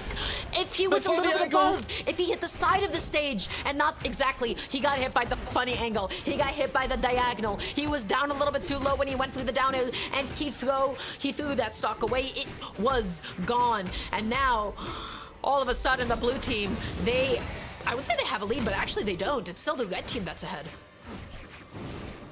All right, let's see. Exit will get hit by that signature. Is going to be able to charge it up though, so he doesn't knock out his teammate there. Down into red. Tahir able to get that neutralized. Fox with the side signature too. They are really putting themselves on the scoreboard here. Let's see if it'll be enough to carry them to take this to 2-1. Tahir and Fox, they're both knocked off stage, but they're going to be able to get back up. Exit almost going down, and Nad with a nice save. The save was excellent, and just like that, the blue team is right back in it. Tahu has to find a way to be able to land. The Sire ended up missing. The neutrally comboed, and just like that, the friendly fire resulted in Fox taking a lot more damage. This Sire did not actually come through in time. The recovery is not enough to be able to KO off the top of the GC. Side sig was so good. Tahu, oh no, what is happening for the red team? No! The lead is being slowly dissipated. Oh, wait, he's that able didn't to save KO? his teammate though. He's able to save his teammate. All the way down into 208 damage though. He hits the signature. That's going to be the knockout. Gets the recovery here now, 2 on the battle boots. That's going to be exited going down though. Almost all of the players down to the final stock. There it is. They have a 1v2 opportunity to exit it. You're going to be careful here. He takes a lot of damage, goes all the way down into 60 damage for that. He covered the fast fall. Exedit went for the jump though, so he did not actually get the lead that he wanted. And now Exedit is back in the game. Sidelight, neutral, and like gonna be coming through. Fox has Exedit in a nasty position off stage. The neutral follow up. Oh, but Nad was a little too late with his recovery, and he was not able to combo it successfully. Stops there. Side signature comes out, not going to be enough to get the knockout. Fox not attempting to get the recovery punish on Exedit there on the offstage either. Gets the nair in the air though. Can they do this? And he just stares like his own that. teammates. What a combo! But the dare interruption into this air. There it is. They finally got it. They finally got the interruption that they were looking for, because Nad and Exedit, up until this point, every single combo basically went unanswered. The red team was not able to interrupt them. And then at the end, when it counted most, when it mattered most, that down air poly was pivotal. It was so important just to be able to get them both back onto the stage, and then just quickly turn that disadvantage into their own advantage. So, really nice down air. They have put themselves back into the set. We're not going to be seeing 2 consecutive 3-0s here. And yeah, the switch to the Ulgrim I think was good. I think the Lance put in some work. I like the Ulgrim pick much more than the Zariel. Absolutely, and I do agree with you. I have a very easy time seeing them inting that game completely if they were not able to find that unarmed there. So definitely a very pivotal moment. Now we are moving into game 4 here. Is Introvert Sire and Foxmina able to take this to game 5? I feel like it was a little bit too close for comfort, and I feel like Exedit and Deadly Nad, we're seeing a Legend swap too. We're seeing the Sir Roland come out here, so it might be getting a little bit funky with the signatures too. I'm fearing for Tahir and Foxmina. Yeah, this is certainly a composition. You know, I feel like we still haven't seen like a lot of crazy King Zuva stuff, but Sir Roland is always just like such a good pick in 2s because Sword above all else is consistent. Yeah, and then Just the signature Sir kid, right? Like, it was like King South America Zuva? that I believe that started using him. Sir Roland and King Zuva is just such an insane like matchup. These are 2 legends that we barely ever see, and we're seeing them together on a team right now. Yeah, but Sir Roland in 2s has like become like almost like a niche pick that, you know, it's started to become like a little bit more popular in recent time, and you can tell why, right? Like good weapons and then also really good signatures in a 2 setting especially. But Exedit was sweating on the way back down. Tahu was not going to be able to get the juggle there. Okay, Fox getting so nice aggressive. Yeah, really nice try with that stomp there, but opponent able to spot dodge in just the right moment there. Now trying to reclaim the stage. Side signature is going to get counter punished by Tahir. Oh, what a nice attempt with that side signature. Foxmina and Tahir, they're kind of popping off right now, Dara. Oh, the DC caught, but it's gonna drop. No, but that was a really nice way to take that stock out. Now, X at it once again. He has been struggling to get back onto stage for quite some time. He is looking for any way to be able to close this out onto Fox, who he has just not had a lot of presence this game so far.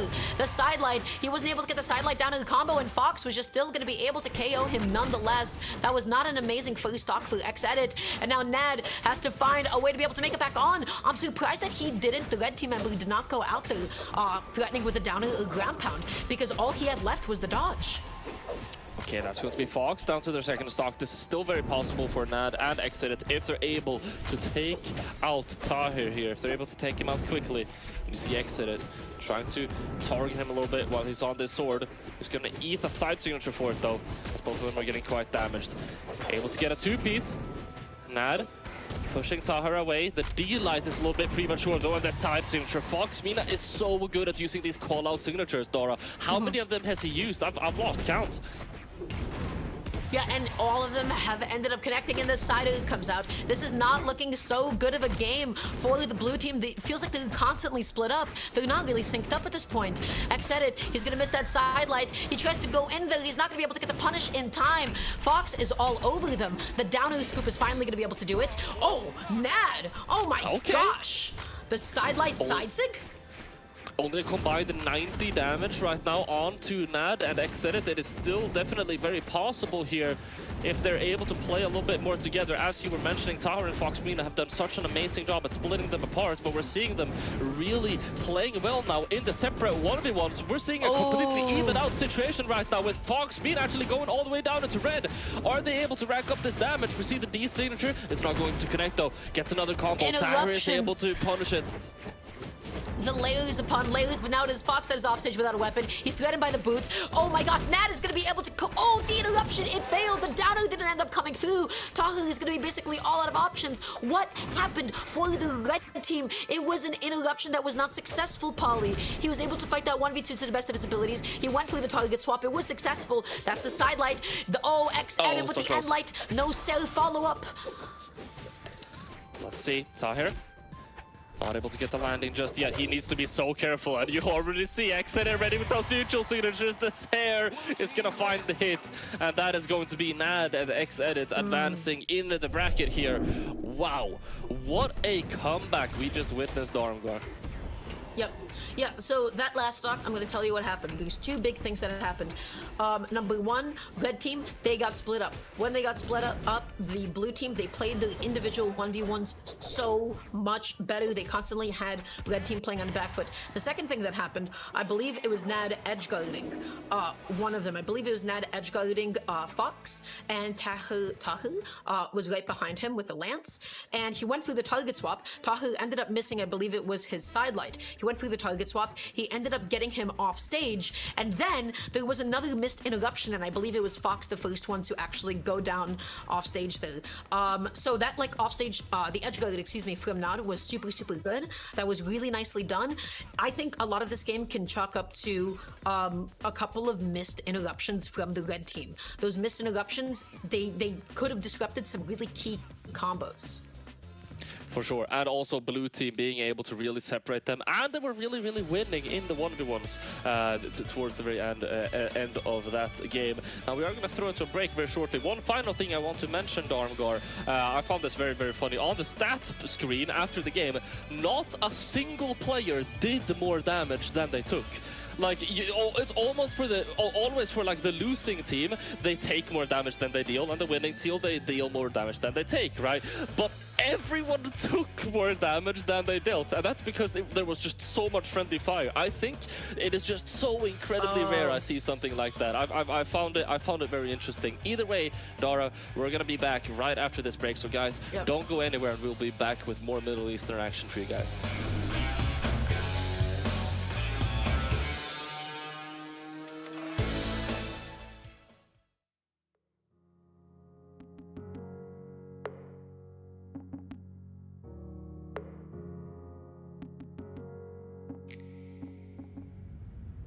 Your love has set me free.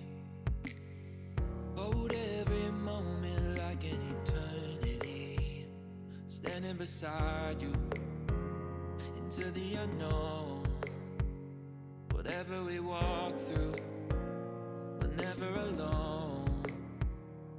Oh, I need this love that lasts forever. 'Cause when I feel your touch, it holds me together. All that I want, all that I dreamed, right here in front of me. Oh, I need this love that lasts forever. Oh, forever.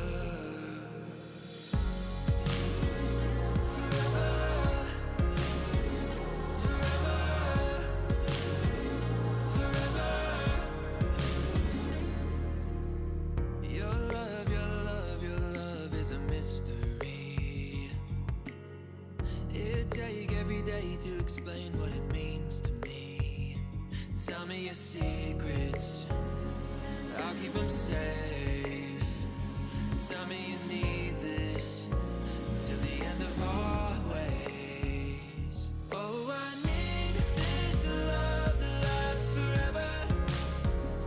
'Cause when I feel your touch, it holds me together.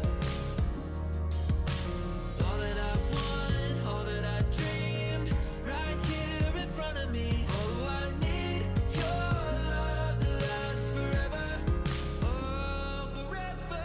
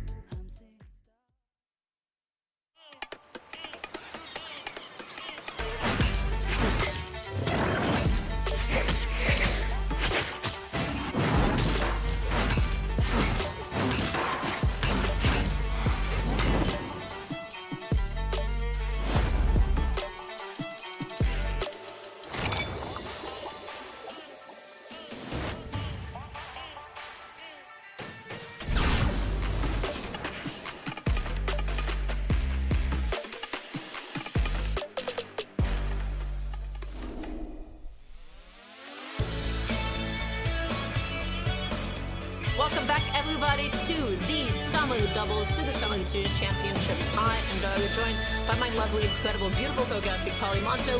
We are in the Middle Eastern region. We just got to see the winnings finals, as well as one of the qualifier matches for the elimination semis. And now we're in elimination semis, where we'll be seeing the previous team, that was NAD and X-Edit, going up against Yellow Flash and AOG. Yes, this is definitely one of the sets of all time. Last weekend we were talking so much about Yellow Flash 11.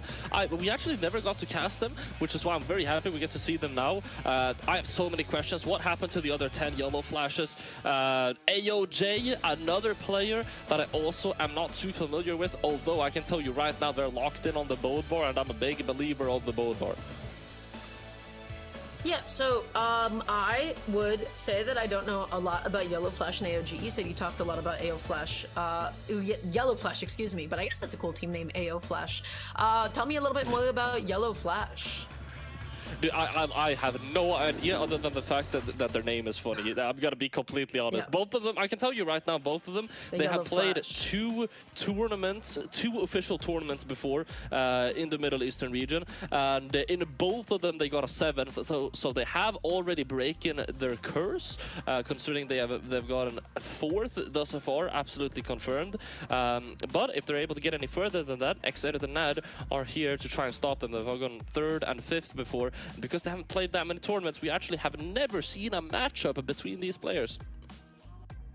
That's right. Yellow Flash is Minato from Sweden, from a certain anime. I believe. I think that's correct. That's what they called him, Yellow Flash. That was Naruto's dad. Okay, and I'm surprised that he's on Telos, because that's not somebody who's really known to be like a fast or do the stuff that he did. I would have expected, I don't know, something like a Petra. But everybody, we're gonna be jumping into game number 1. We have AOG as well as Yellow Flash. They're gonna be opening off. We're seeing a bunch of meta picks, of course, besides the King Zuva. Nat is gonna be sticking to the King Zuva here. All right.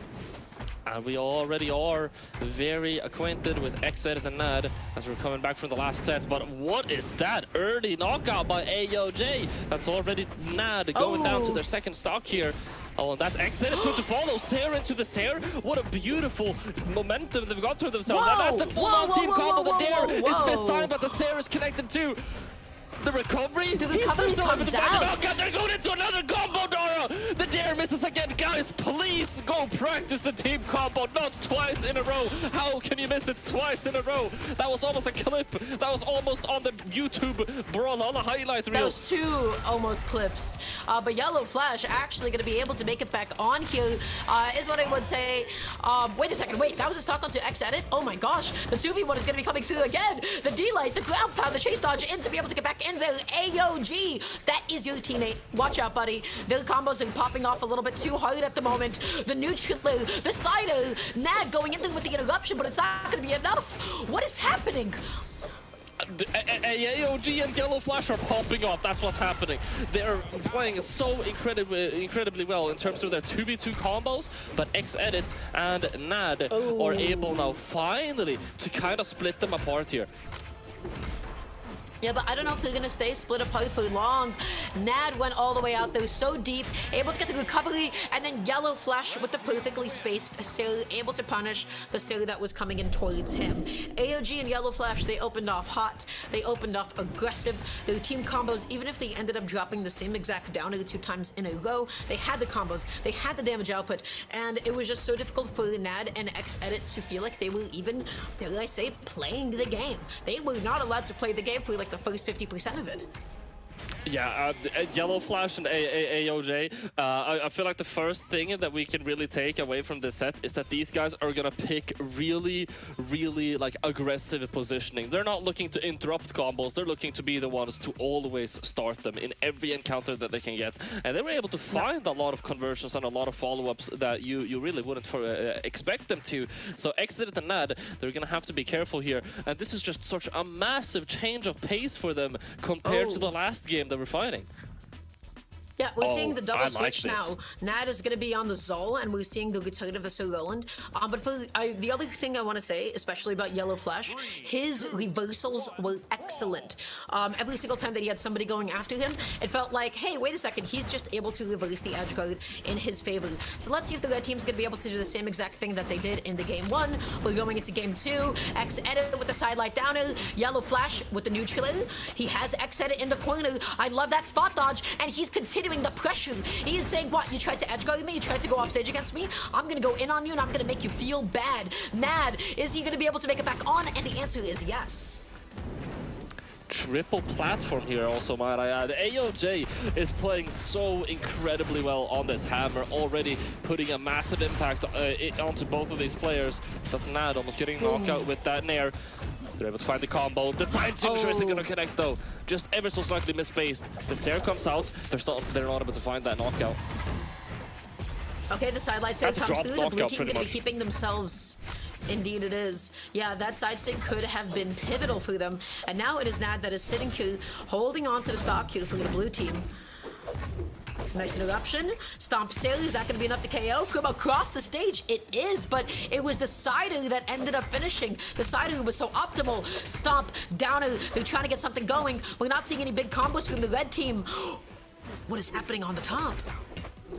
They are, oh dude, AOJ with this hammer, dude. He is just popping off. He's in his flow state right now. Yellow Flash is also pulling, is also doing well here. Able to find that knockout, gets the recovery, tries to get the funny angle with the dare. Massive commitment by Yellow Flash, but he's able to get back onto the stage. These guys are playing higher risk, higher reward right now. Yeah, and they're getting a lot of the reward at the moment. But right now, AOG, that's going to be one stock more gone. Now he's going to be sitting on the last stock. Yellow Flash comes back on so aggressively, getting so many hits onto Exedit, and you definitely don't want Tyrus to be connecting that many hits. The D-Light neutral was still not enough to take it off the top. Yellow Flash is able to get the N-Light, the target switch. AOG going to be dropping the neutral follow-up, goes for the D-Sig, but the D-Light recovery is enough to take it off the top. Stomp Sail again. Nad missed the punish. Let's see. Stomp Sire comes out yet again, and that's going to be the side signature to close things out. That's 2-0 on the board now, Dora. I'm going to say right now, am I insane for thinking that this is some of the crispest Hammer gameplay in terms of 2v2 and in terms of their positioning and movement that I've seen in a while? This is crazy. Yeah. It's very good. It's very accurate. It's very precise. You know, Hammer is just like one of those weapons. Like, yeah, your hitboxes are big, but they can be a little bit clunky, can be a little bit difficult to connect sometimes. Yellow Flash has been proficient with it. Everything that he was looking for has been connecting. Every single follow-up. You know, especially once again, every single reversal. They didn't get as crazy of combos as they did last time around. There was a couple of dropped punish attempts from the blue team. Specifically, that cannon sighted at the end. Yellow Flash, he just saw, you know, the whiff sail in front of him, and he was like, oh, okay, I guess I'm just going to stomp sail you for, you know, missing your cannon sighter directly in my face. So, you know, a little bit of high risk, a little bit of high reward, and they're getting a lot of reward for this poly. Absolutely. Now, there's one thing I gotta mention too. It is that I just gotta say, Nad and Exedit, they were 73% on the prediction. So this is really like people did not know what Yellow Flash and AOJ were all about. I'm trying to figure out who they went down to in the bracket. Yeah, we'll just have to find that out. But in the meantime, we have the start of yet another game. Nat going to be opening off hot here, able to connect the side stick. AOG going out there. Oh my gosh, he's keeping the pressure onto Nad. Exedit is trying to do something against Yellow Flash here. The stomp sail again. Exedit is off stage, but the recovery does put himself back on. Not taking any more hits out there, but that is another stock gone. Oh my gosh, what is happening to Nad? What is going on? The sail stage spike, the sail again. Yellow Flash's accuracy is incredible. Exedit ended up saving him. If he recovered in the other direction, I don't think it would have connected. His edge guard attempt, it was futile. It was gone. It was all thrown away. Recovery comes out. Able to get back onto the stage here. Now, I do have news. They went down to Levito and Kazumi. That's who they lost to, which Kazumi is a very, very good Lance player. So definitely not bad players that they were knocked out by. Yo, look at Yellow. Look at Yellow Flash. Look at Yellow Flash. You can't keep your eyes off of him for even 1 second. He was hunting. He was hungry. He has Nat on his last stock now. That is AOG and Yellow Flash on 2 stocks apiece, and they're not stopping anytime soon. I'm sorry that they're the only ones I'm talking about right now because they're just doing so much. They're just so good. They're literally just so good. I mean, Exedit and Nad, they're playing well too, but it's starting to look grim for them. They're gonna need to really lock in here. That's a Sire. Massive call out. That's going to be now completely knocked out. Exedit just having to fend for himself here. This is such fast gameplay too. I feel like the set just started. The game just started. And Exedit, 2 minutes into it, he's all alone. He gets set up with the combo. Are they gonna be able to find it? They connect the dare. They broke the curse. They're able to hit a 2v2 combo. Dara, side signature almost knocking out your own teammate. We're getting a little bit funky here. We're trying to have fun here in the last seconds of the game. Yeah, but they can have all the fun that they want because they are up 4 stocks to 1. I don't know if there's anything that Exedit can do at this point. He's doing anything he can to be able to come back on. AOG not going to be able to get the recovery that he was looking for. Okay, that's something. But stomp recovery, excuse me. Is this going to be enough? He gets a reversal. This is Yellow Flash gone to his last stock.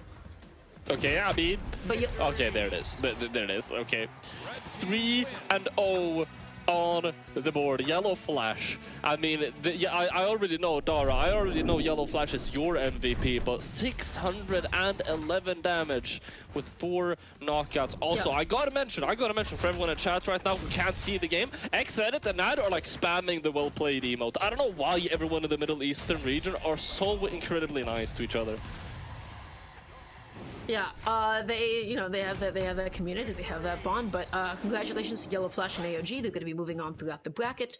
The thing I really want to talk about is Yellow Flash. It felt like every single hit that he was looking for ended up connecting.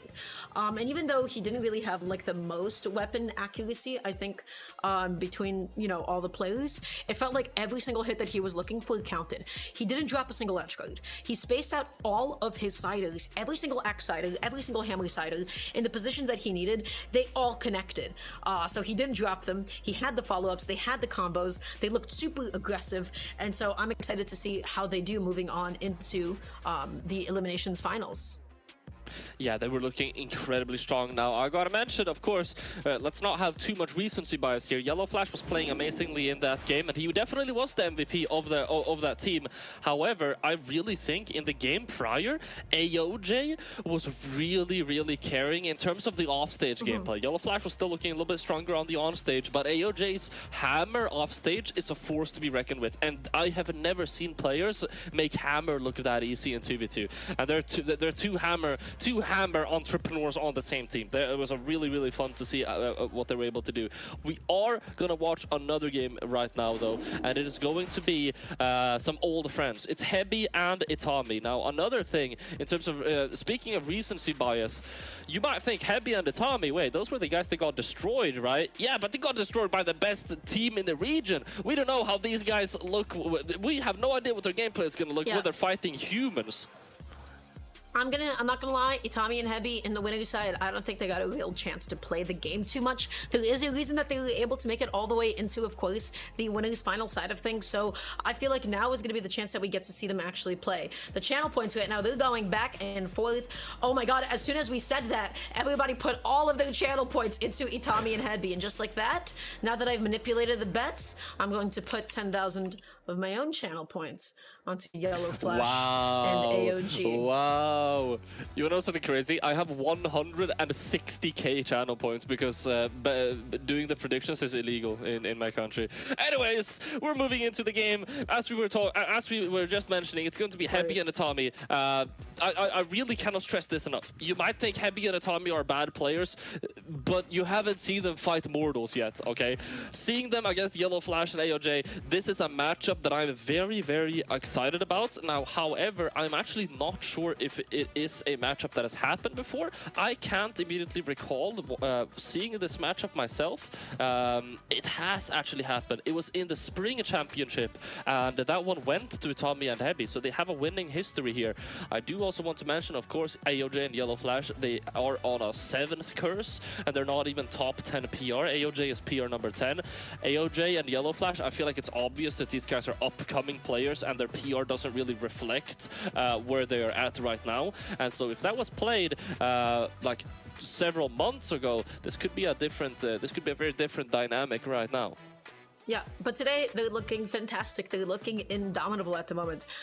So I'm excited to see how they're going to do. We already know what they're so good at, especially the reversals, especially winning the respective 1v1s, and especially those ridiculous combos. So the question is, Itami and Hebi, do you have it in you to be able to interrupt those combos, to be able to stop it before it happens? Because especially the double hammer combos are ridiculous. The downer into the recovery, right? It's like one of the few weapons that I feel like they're able to just like sort of like pass them up and down between each other, and they're just able to deal so much damage, as you can imagine, especially with a Telos on the screen. Yeah, I feel like being able to do a lot of damage for sure. One of the strengths of Hammer, and as you were mentioning, with being able to bounce them around like that, is I want to say the ability to funnel players, right? You can really funnel them wherever you want. Like 2 down airs in a row can really send you out quickly. 2 side airs in a row too. They're just, it's a weapon that synergizes with itself really well, and there's not a lot of, there's really not. I want to say, is there any other weapon where it has crazy synergy with itself? Maybe Gauntlets? Other than that, I'd say Hammer is like one of the best ones at that. Hold on. The channel points are off. Polly, really quickly, we got to start talking about Itami and Hebi again because it's totally even at the moment. So here's why I think Itami and Hebi are going to win and why everybody should put their channel points into Itami and Hebi. Hold on. I was still coming up with it. Oh yeah, they made it all the way to winners finals. They made it. Listen, I didn't get to see them play today. I did not get to see them play today yet. Okay, we got to see them in winners finals. And the opponents were really tough customers. Okay, so it was a little bit difficult for them. Who did they take it in the semis side of things? They took it over Sky BH and COMR. It seems, and then up until that point, Comer. That's. But everybody, I think in the meantime, we're gonna go ahead and jump on over to a quick little break. We're gonna go ahead and watch a quick little video while we wait everybody to jump on into the lobbies. So we'll see you all in just a few minutes.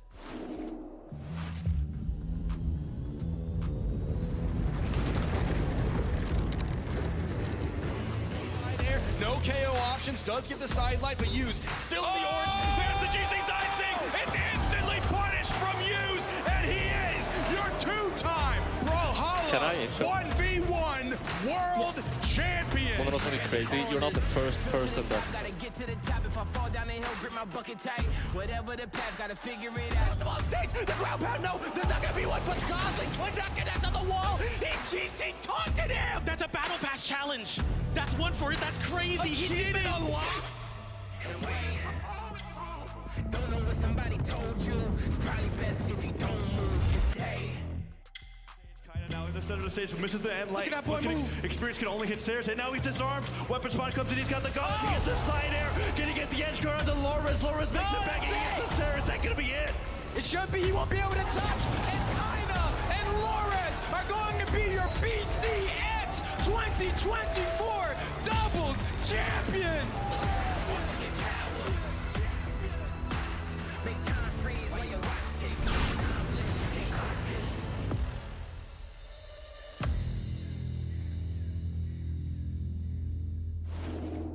What is up, Brawlhalla, and welcome back. This is Summer Doubles Championship. But before we go into our main event, we have something really important to talk to you guys about. It is BCX. It is the place where all Brawlhalla fans and all Brawlhalla competitors unite once a year. It is our holy grounds, and we want you there, especially if you're a competitor. Dara, how do you feel? I love BCX. BCX is, as we always say, a celebration of Brawlhalla, right? But BCX is for everybody. It is for your family. It is for your friends, even for people that, aren't necessarily the most invested in the competitive scene. It is an incredible vibe. You get to sit in the audience that gets loud. Yeah, that's right. It's for everybody, So there's always like games to play. There's always like arcade games at the venue. Guys, sign up. You can just come in as a spectator. You can get the VIP if you want to feel nice and special and good about yourself as well. You even get an in-game title. Okay, that's that's a pretty big deal around these parts. So go ahead and go to BCX, my friends. Definitely something that you want to sign up for. We can both attest, not just because we're commentators for Brawlhalla, but we can both attest to just how good of a time BCX is every single time. Now, my friends, we're jumping on over into Elimination Finals. Itami and Heavy got knocked down from the winner's side. Yellow Flash and AOG have been fighting their way through the elimination side. And this is going to be the first set that we have seen Itami and Heavy have a chance to play. That is not us discrediting them. That is us saying how ridiculously good Poe and Fixel were on the winner's side. Yeah. Someone put in 300k on Yellow Flash and AOJ, by the way, so there goes your manipulation, Dara. Either way, we are jumping right back into things here. It's going to be Yellow Flash and AOJ on the same picks that we know and love them for. Itami and Heavy too, so we're seeing classic picks from everyone here. Let's see what happens. We're seeing already a bit of a combo. Oh, they caught them stacked. Oh, what a combo! That's so good, dude. That's so clean. They didn't take any damage. Nah. I actually got chills. I got chills from that combo. Chills, that's right. Well, they look like a couple of pancakes. They got stacked, and now Itami and Heavy, they are all over them. The aggression, but the end light interruption, that was so nice. That was so clean. Yellow Flash, sidelight neutralized. Sire tries to go for the down air, D-Sig as well. Oh my gosh! Yellow Flash and AOG, they are not counted out of the game quite yet. The recovery is gonna come through. Heavy is gonna probably go down. The weapon throw, ground pound, the double. Okay, I love that. AOG and Yellow Flash, they just brushed that off. They brushed that off and they're still fighting. Okay, able to get a little bit of a combo start on a yellow flash. Not able to get the knockout just yet though. The down signature sliding off is going to be enough. Now AOJ, only player here on their second stock in the red team. They are going to get swiftly knocked out by Tommy though. AOJ and yellow flash, they were looking solid. It was looking like they were going to be able to get a comeback, but Tommy and Heavy just as quickly as they took that first stock, they balanced things out here once again, maintaining their full stock lead. Oh, the down is going to be coming through AOG. I mean, you got to say, the red team, they're still trying their best, but how do they keep getting caught stacked this often? It is a bit of a concern. Love that D-Light as a jump call out. Okay, Yellow Flash looking for a jump call out of his own here. Side Sig going to be coming through. AOG, no interruption, no punish. Side Sig, is that going to be enough to take out the stock? Yes, it is. I think this game one is done. Blue team, Itami and Hebi, they ran all over them. They caught them stacked. They caught them stacked, and their combo was incredible. Yellow Flash and AOG, they did the best that they could to come back from that, but I don't think there's any coming back like that. That is so incredibly quick. That is insane. And what a first stock, what a team combo we were able to see there, Dara. Dara, I'm gonna call you out right now. I'm gonna call you out right now on the live stream. You haven't casted ME that many times, and so before we went live, you didn't even really know what to expect. You were like, I don't know if I'm gonna enjoy watching these games here. I don't really know how to feel about this. I told you that the games are insane. I told you that the players are insane. How do you feel right now? You're right. A little bit silly. That's right. Most of my experience on Fridays has just been like mostly for like Southeast Asia, so I don't normally get to see Middle East. Okay, I wasn't trying to be mean. I'm sorry. I don't get to see. I don't know these things. Yellow Flash. You don't know now they're gonna be the on the goats. test cook here. I don't know, but now I know. Now, okay, my eyes have been opened. I'm watching the game. I've been called out on broadcast. Everybody, please don't hate me. But now we're going into game 2. Let's see if the switches are going to do anything for the red team here. But the blue team, again, their combos were...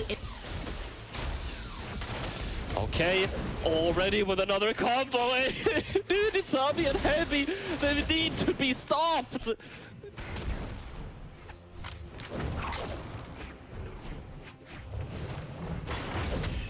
Oh, that's what just happened on the what's happening? What is even happening on the offstage anymore? I cannot follow these players.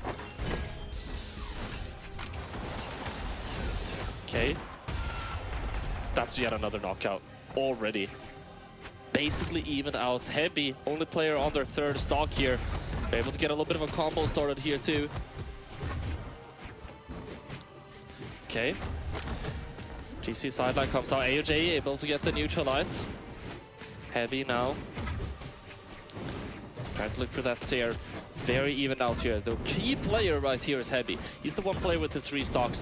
112 damage here. He's going to be able to be a little bit more aggressive too, right? On that cannon. He has that extra stock that he can basically afford to lose, right? You also have Heavy doesn't want to tank too hard because then he knows he's going to be stuck in a 1v2. So I feel like going a little bit more aggressive here is definitely a way to ensure that you're going to be on even pace with your teammates. But AOJ doesn't want any of that. He's going to be able to get a quick knockout here. And he's able to get a quick knockout, even things out. It's Tommy quite damaged. AOJ and the Yellow Flash. They're going to be able to find that second knockout. Goes down for the dare. That's going to get it. Heavy, getting some revenge hits, but it doesn't get a lot. There's the one to neutralize. Yellow Flash able to get that Sire in on the battle boots. And Tommy trying to look for some anti-airs. D-Sig, G-Seed is going to find that, but it's not going to be a knockout just yet. They're looking so solid in the neutral.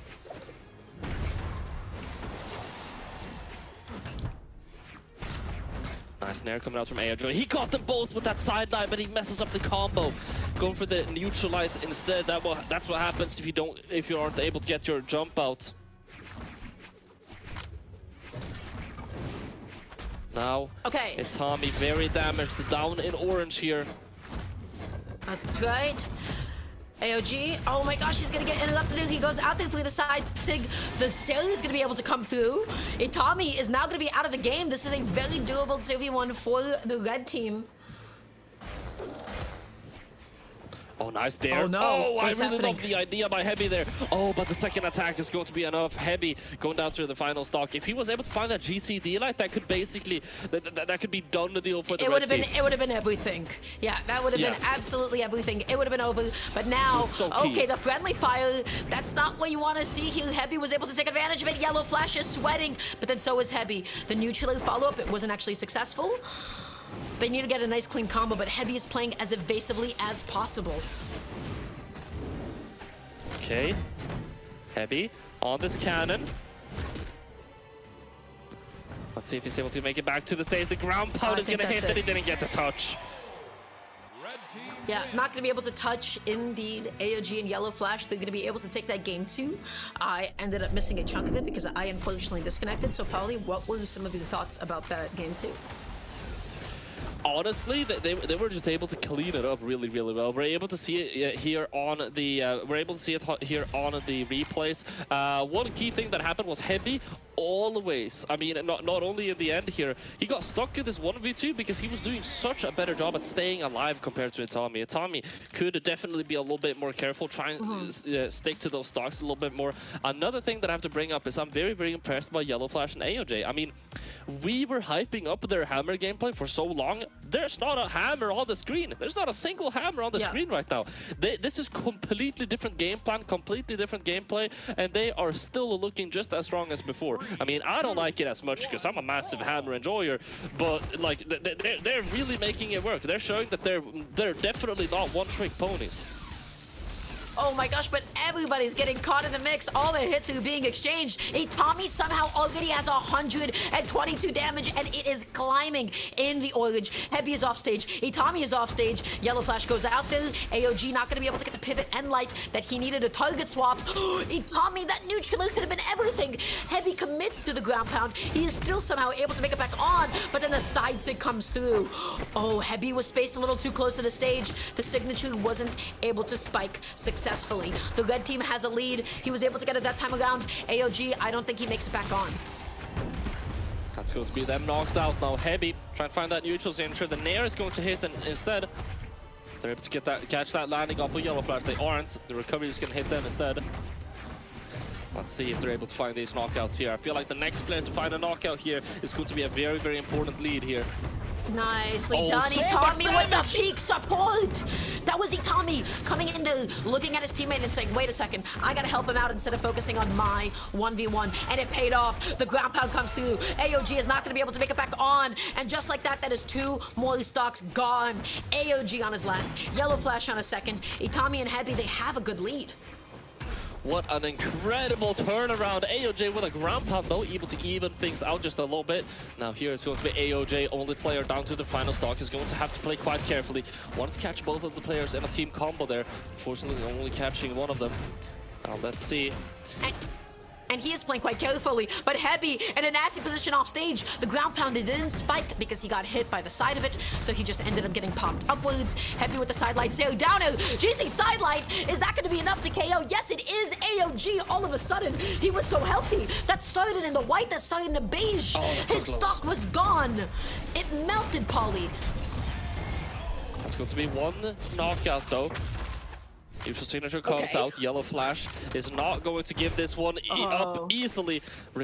Neutral signature is going to miss though. Itami and Heavy, I'm going to say it right now, they're having some problems on their team combos. I'm seeing some conversions that should be quite easy for them to get. I mean, that Wushang neutral signature is difficult to get, but we're seeing it one prior. Itami able to get that Nair in. 1 stocks for all of the players now, completely fresh. It's going to be so difficult for Yellow Flash, but it is definitely doable. We're seeing him punished. Oh, throwing out the emotes too. Oh, we're seeing a little bit of a lag actually. Yeah, let's see what's gonna happen here. But I'm so confused. They're fighting. They thought he was lagging. They thought he was lagging. I'm pretty sure they actually thought he was lagging. Another team coming. This is karma. This is karma. Wow. What is going on, Dora? I'm so confused. I can only imagine they thought he was lagging and they were trying to respect, and then they comboed. Polly, that team combo was kind of ridiculous. You know, it comboed into the signature at the end. The cannonball explosion at the end actually connected. Yeah. That was like one of the last active frames of it. That was... Let's see. That was Yeah. crazy. Dude.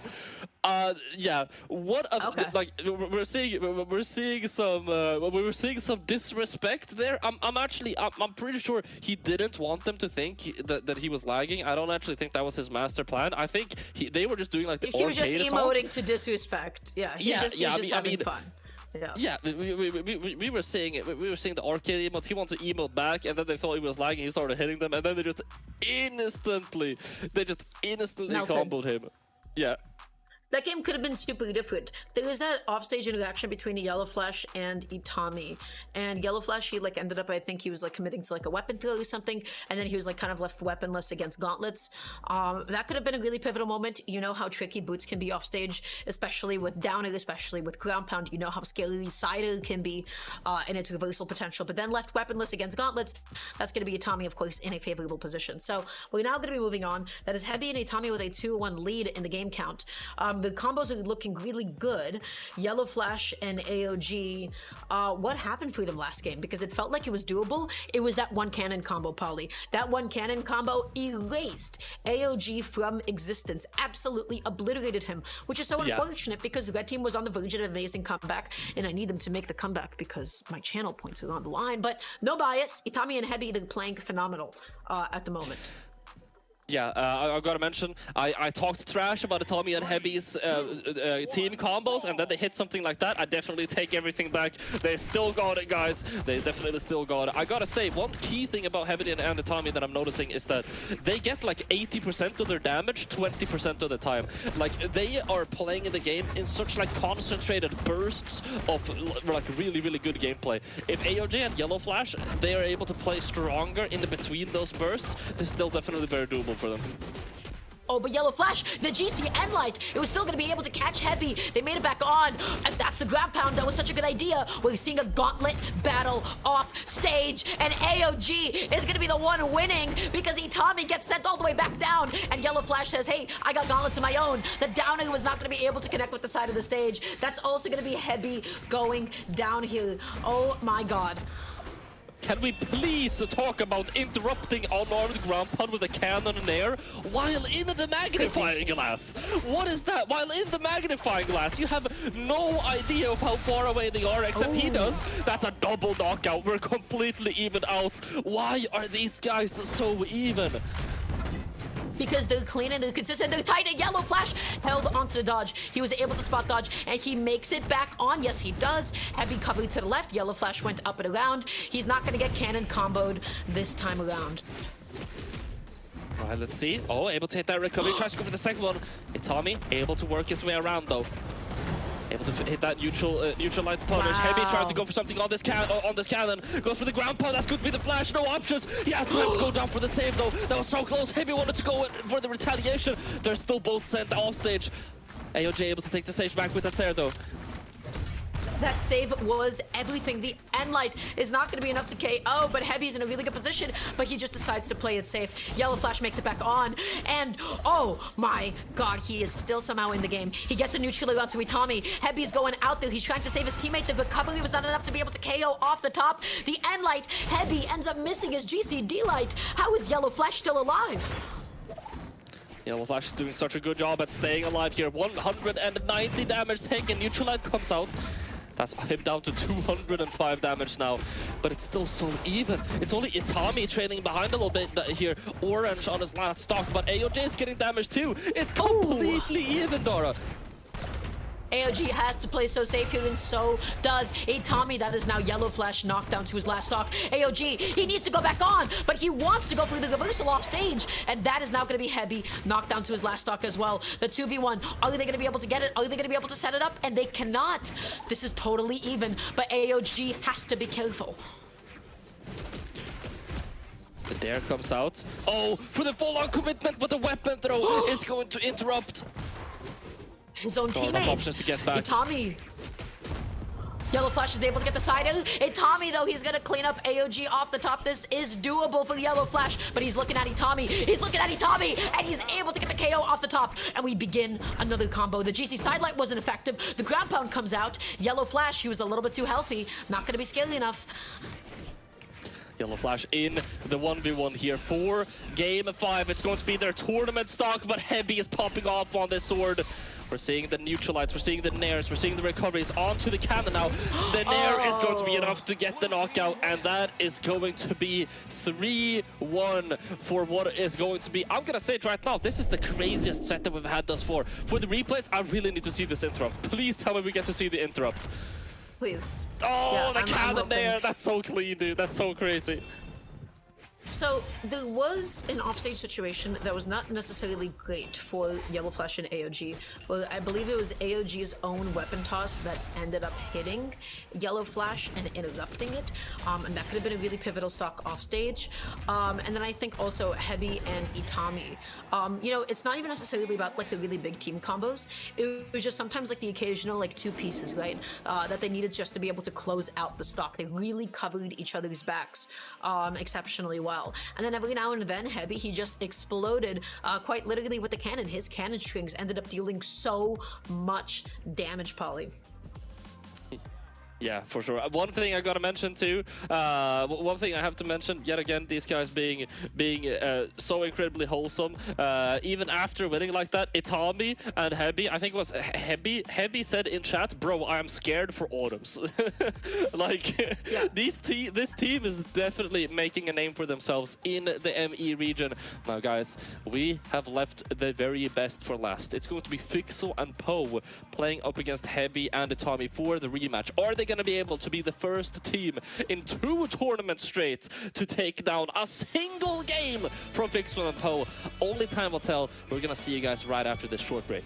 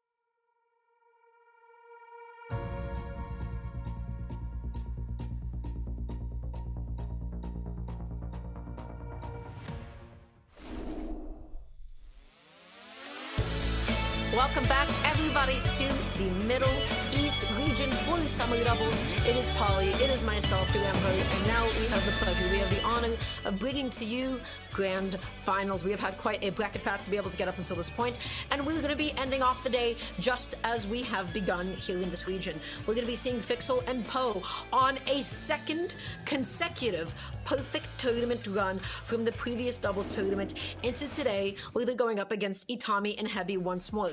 In the winners final side of things, Hebi and Itami, I'm gonna say it, you're gonna say it, they got a little bit smoked. Fixel and Poe, they looked completely and totally indomitable. In the elimination side, we got to see Hebi and Itami do exceptionally well against Yellow Flash and AOG. We got to see some incredible combos, but the question now is, Polly, not can they take the set, can they take a game and disrupt this perfect, potentially consecutive back-to-back tournament run with not a single game dropped?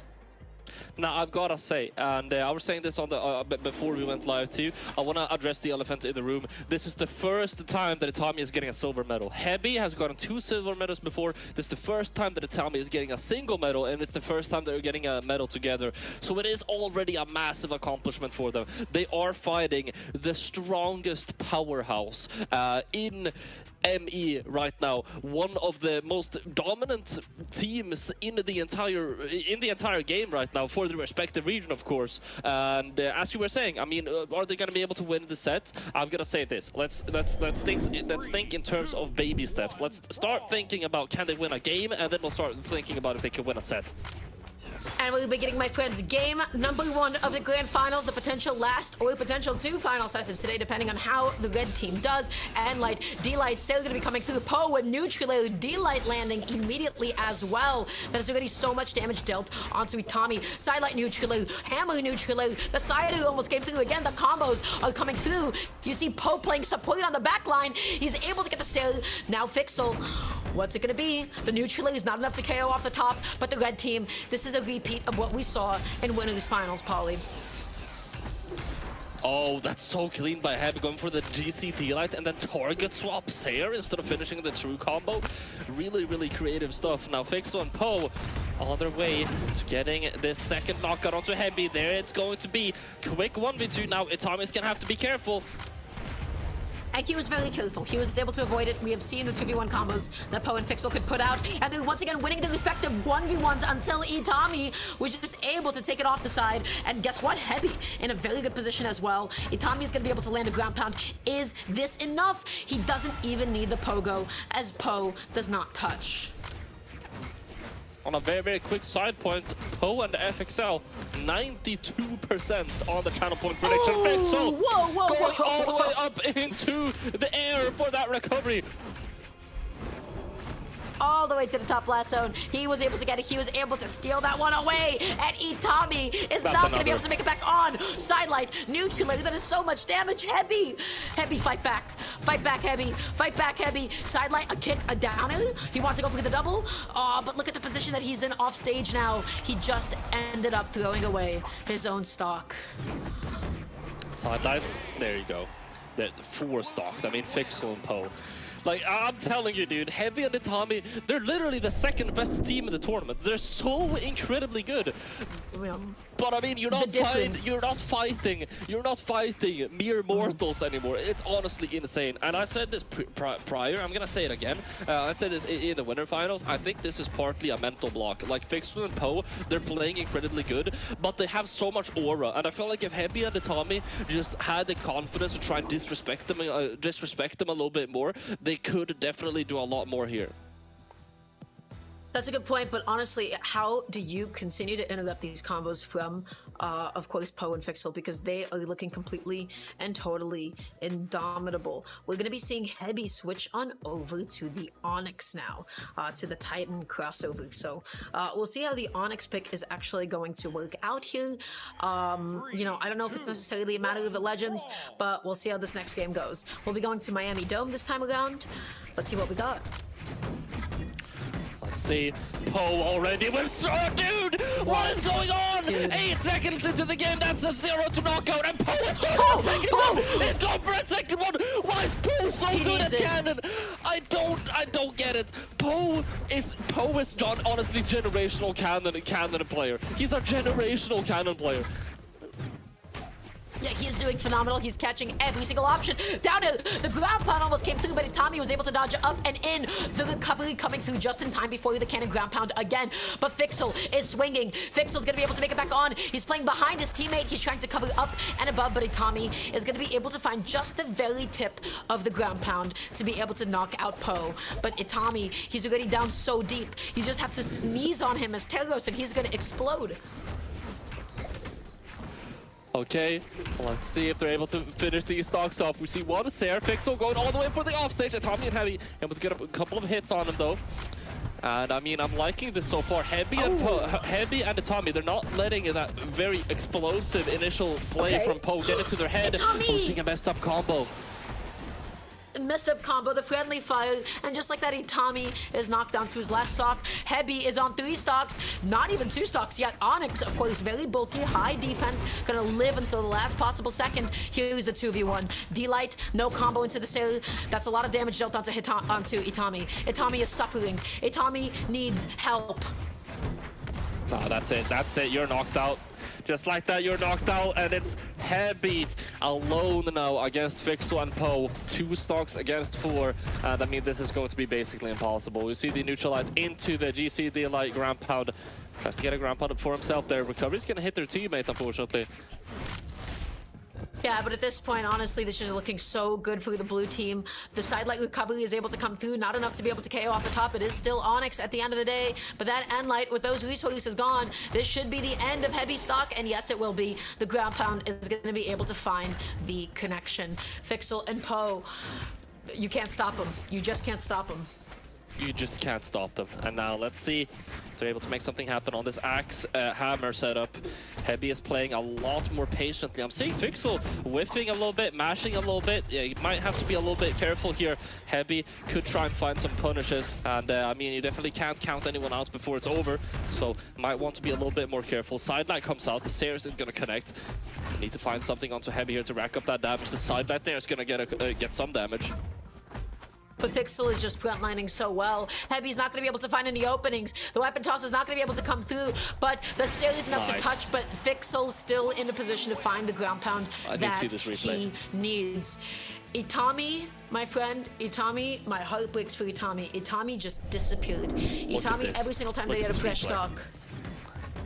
Yeah, it's against the Tommy. Yeah, and then literally right afterwards, we didn't get to see it on the replay, but Poe right after hitting that almost got a second 0 to knockout. If he got that 0 to knockout, it could honestly be like top 10 clips all time for me. Yeah, that was just so much damage. They were absolutely relentless. They were making both of the respective forces work. I mean, you can see both of them have 9 force each, so there's just so much damage. And now we're seeing Heavy return to the Sidra. The question is, once again, Itami and Heavy. We're not talking about sets. Can we get a game in? Or are you Can we get a game?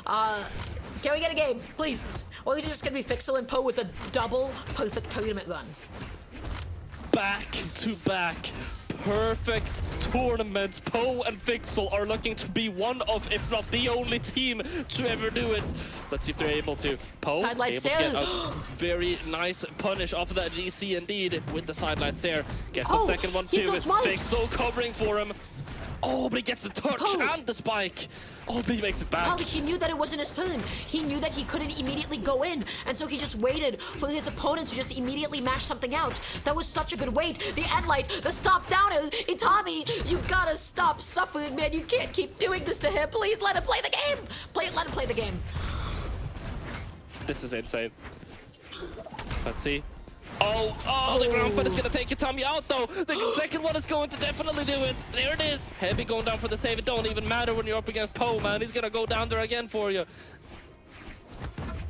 Okay. And Light's going to be able to come through. Poe. He's threatening Itami. You see how Itami is absolutely petrified, but he's still fighting back. He's still fighting through. It's fight or flight, and right now he's all fight. Running away this time around, not gonna be able to interrupt the combo. Poe tries to come back in, not gonna be able to get the ground pound. Itami side light, D light. He's eating that damage. He is going further and further into the yellow here. Let's see.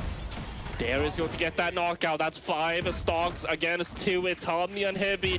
Are you going to be able to get a single game against this powerhouse of a team? We get 2 knockouts coming out.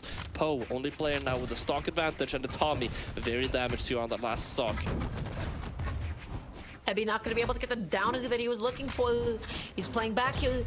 He's just looking for the endlet opening. He's able to get at the downer reversal. Poe's in a nasty position, but he still is able to make it back onto the stage. Itami is out of the game, potentially out of the set. It is 3 stocks to 1. Heavy, I don't know if he has it in him, Polly. I think this is going to be all Poe and Fixel. It's going to be very, very difficult for sure. Heavy. Oh, we're seeing the D-Lights, GC D-Light come out the dare into Sire. Poe almost able to find that knockout. Fixel now looking to find a stomp Sire here. Poe throwing out some GC D-Lights of his own. The D-Light there, it's not going to be enough. Fixel goes to the offstage, but Heavy finds the ground pound. He's still in the game. 1 stock against 2 right now. It is a 1v1. It's doable, but Poe is just a couple of hits away. The Sire comes out.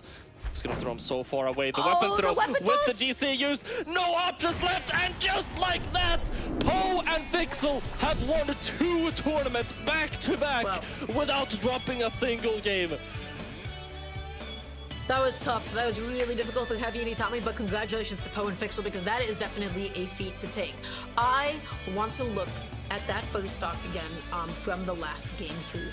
It was a very small interaction, but I think one of the most important hallmarks of any fighting game, of any platform fighting game, especially in a 2 setting, is you have to know when it's your turn to actually go in.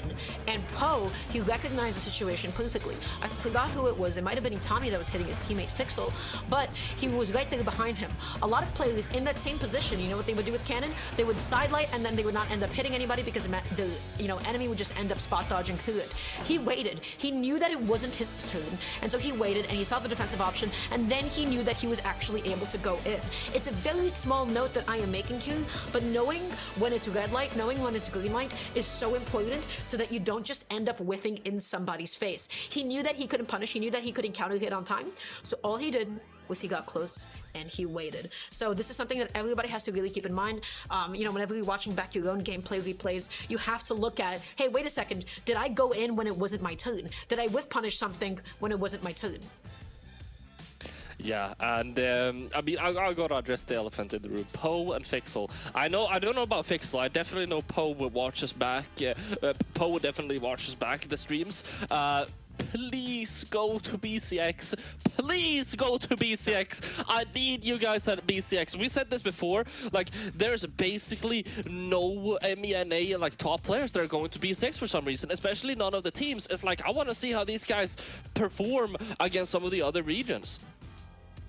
You guys made some money today. You're gonna use that money, hopefully, to be able to fund that trip. But guys, congratulations to Fixel, congratulations to Poe once again. And I think they're making a little bit of Brawlhalla history at the moment. That is 2 consecutive tournaments without a single game dropped. So I don't really know when was the last time that happened in Brawlhalla. Maybe somebody else would be able to let us know, but they're making history over here. They're making history here in the Middle East region. Fixel and Poe, they're showing that they're a cut above the rest. There is a bit of a gap. There is a bit of a gap happening in the 2 sense. I don't actually have the privilege to cast a lot of 2s, especially for the Middle East region. So I can say this is one of the first times I got to see Poe and Fixel really go at it. I got to see them go in singles, but again, amazing stuff to them. They play phenomenal. With that being said, though, guys, we have more Brawlhalla for you, but not today. We're going to be kicking things off tomorrow with the European side of things, and then followed by the South American side of things. North America on the Sunday, of course. All of that good information you can find at brawlhalla.com/schedule, where you get to see all of the stream times translated to your local time zone. With that being said, congratulations to Poe and Fixel. I've had an amazing time casting. Once again, one of my favorite regions in this game. I've been joined by Dara. Dara, do you have anything to say before we kick things off and we head on out of here? Yeah, nothing, guys. We're just gonna be out of here. Everybody, thank you so much for being here, and we will see you tomorrow for Europe and for South America. Goodbye, and have a good rest of your day. Moving into it, Poe. Already we're seeing Hey, Tommy, he gets the dodge, but Fixel took him out. Oh, this could be massive. Poe, go for the full commitment. Heavy, no options. They're able to find an opening. Both Tahir and Fox Peter right now. They get one opening and they turn out with a sword extension for Tahir. But the GC side, there it is again. Fox, but he got both team members stacked. He's gonna be going off stage to weapon toss, and then the spike. Classic picks from everyone here. Let's see what happens. We're seeing already a bit of a combo. Oh, they caught them stacked. Oh, what a combo! That's what we got. See, Poe already with sword, dude! Comes out. So far away. The weapon throw with the DC used. No options left, and just like that, Poe and Fixel have won 2 tournaments back to back without dropping a single game.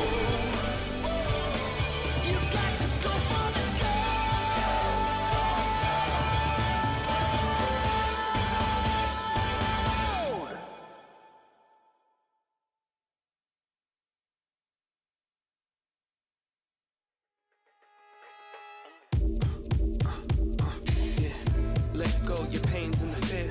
Don't let anything interfere. And some say that life ain't fair, but when you need me, I'm right here. I'll be back later to call my dear. I'm locked in with all I care. Let me hear you say, oh yeah, cause we doing this all year. Focus, dedicated, peacefully locked in. Getting to the top, there ain't no other option. If I gotta fight the fight, then I'm a box. I'm integrity mixed with the glow, you know I got some. I'm from the place with bright lights that never sleep. Watch yourself when you talk and the way they creep. I caught a vibe on the I-95, make my way out of town, yeah, I'm running the streets. These long days gon' pay, that's what mama would say. I pray to God ain't no drama today. Some trying to distract me, wanna get me confused, but I'ma make it, cause ain't no way I'ma lose. Yeah. Let go your pains and the fear. Don't let anything interfere. And some say that life ain't fair, but when you need me, I'm right here. I'll be back later to call my dear. I'm locked in with all I care. Let me hear you say, oh yeah, cause we doing this all year. The flow I expose, it shows it, I suppose. If I want it, I get it, I got it, now let me go. Watch me muster the essence, prophetic, it overflows. Ain't nobody that can stop me at anything that I know. See me on the net, or try catch me in traffic. I got glass, how I'm making these classics. The soul I exude, how I gotta be the dude. Probably in the hypocrisy of those that are rude. Feel a burn when they crash out, trying to provide. Any reason in the season, think they matching the drive. You're so high, your flight, it's a love I must protect from those tainted who I don't trust. Can't come close or get too near. This is prime time, let me make this clear. I'm ahead of a time, I climb, they get the shine. Slow grind and no grind, my choice made it mine. Let go your pains and the fear. Don't let anything interfere. And some say that life ain't fair, but when you need me, I'm right here. I'll be back later to call my dear. I'm locked in with all I care. Let me hear you say, oh yeah, cause we doing this all year. Let go your pains and the fear. Don't let anything interfere. And some say that life ain't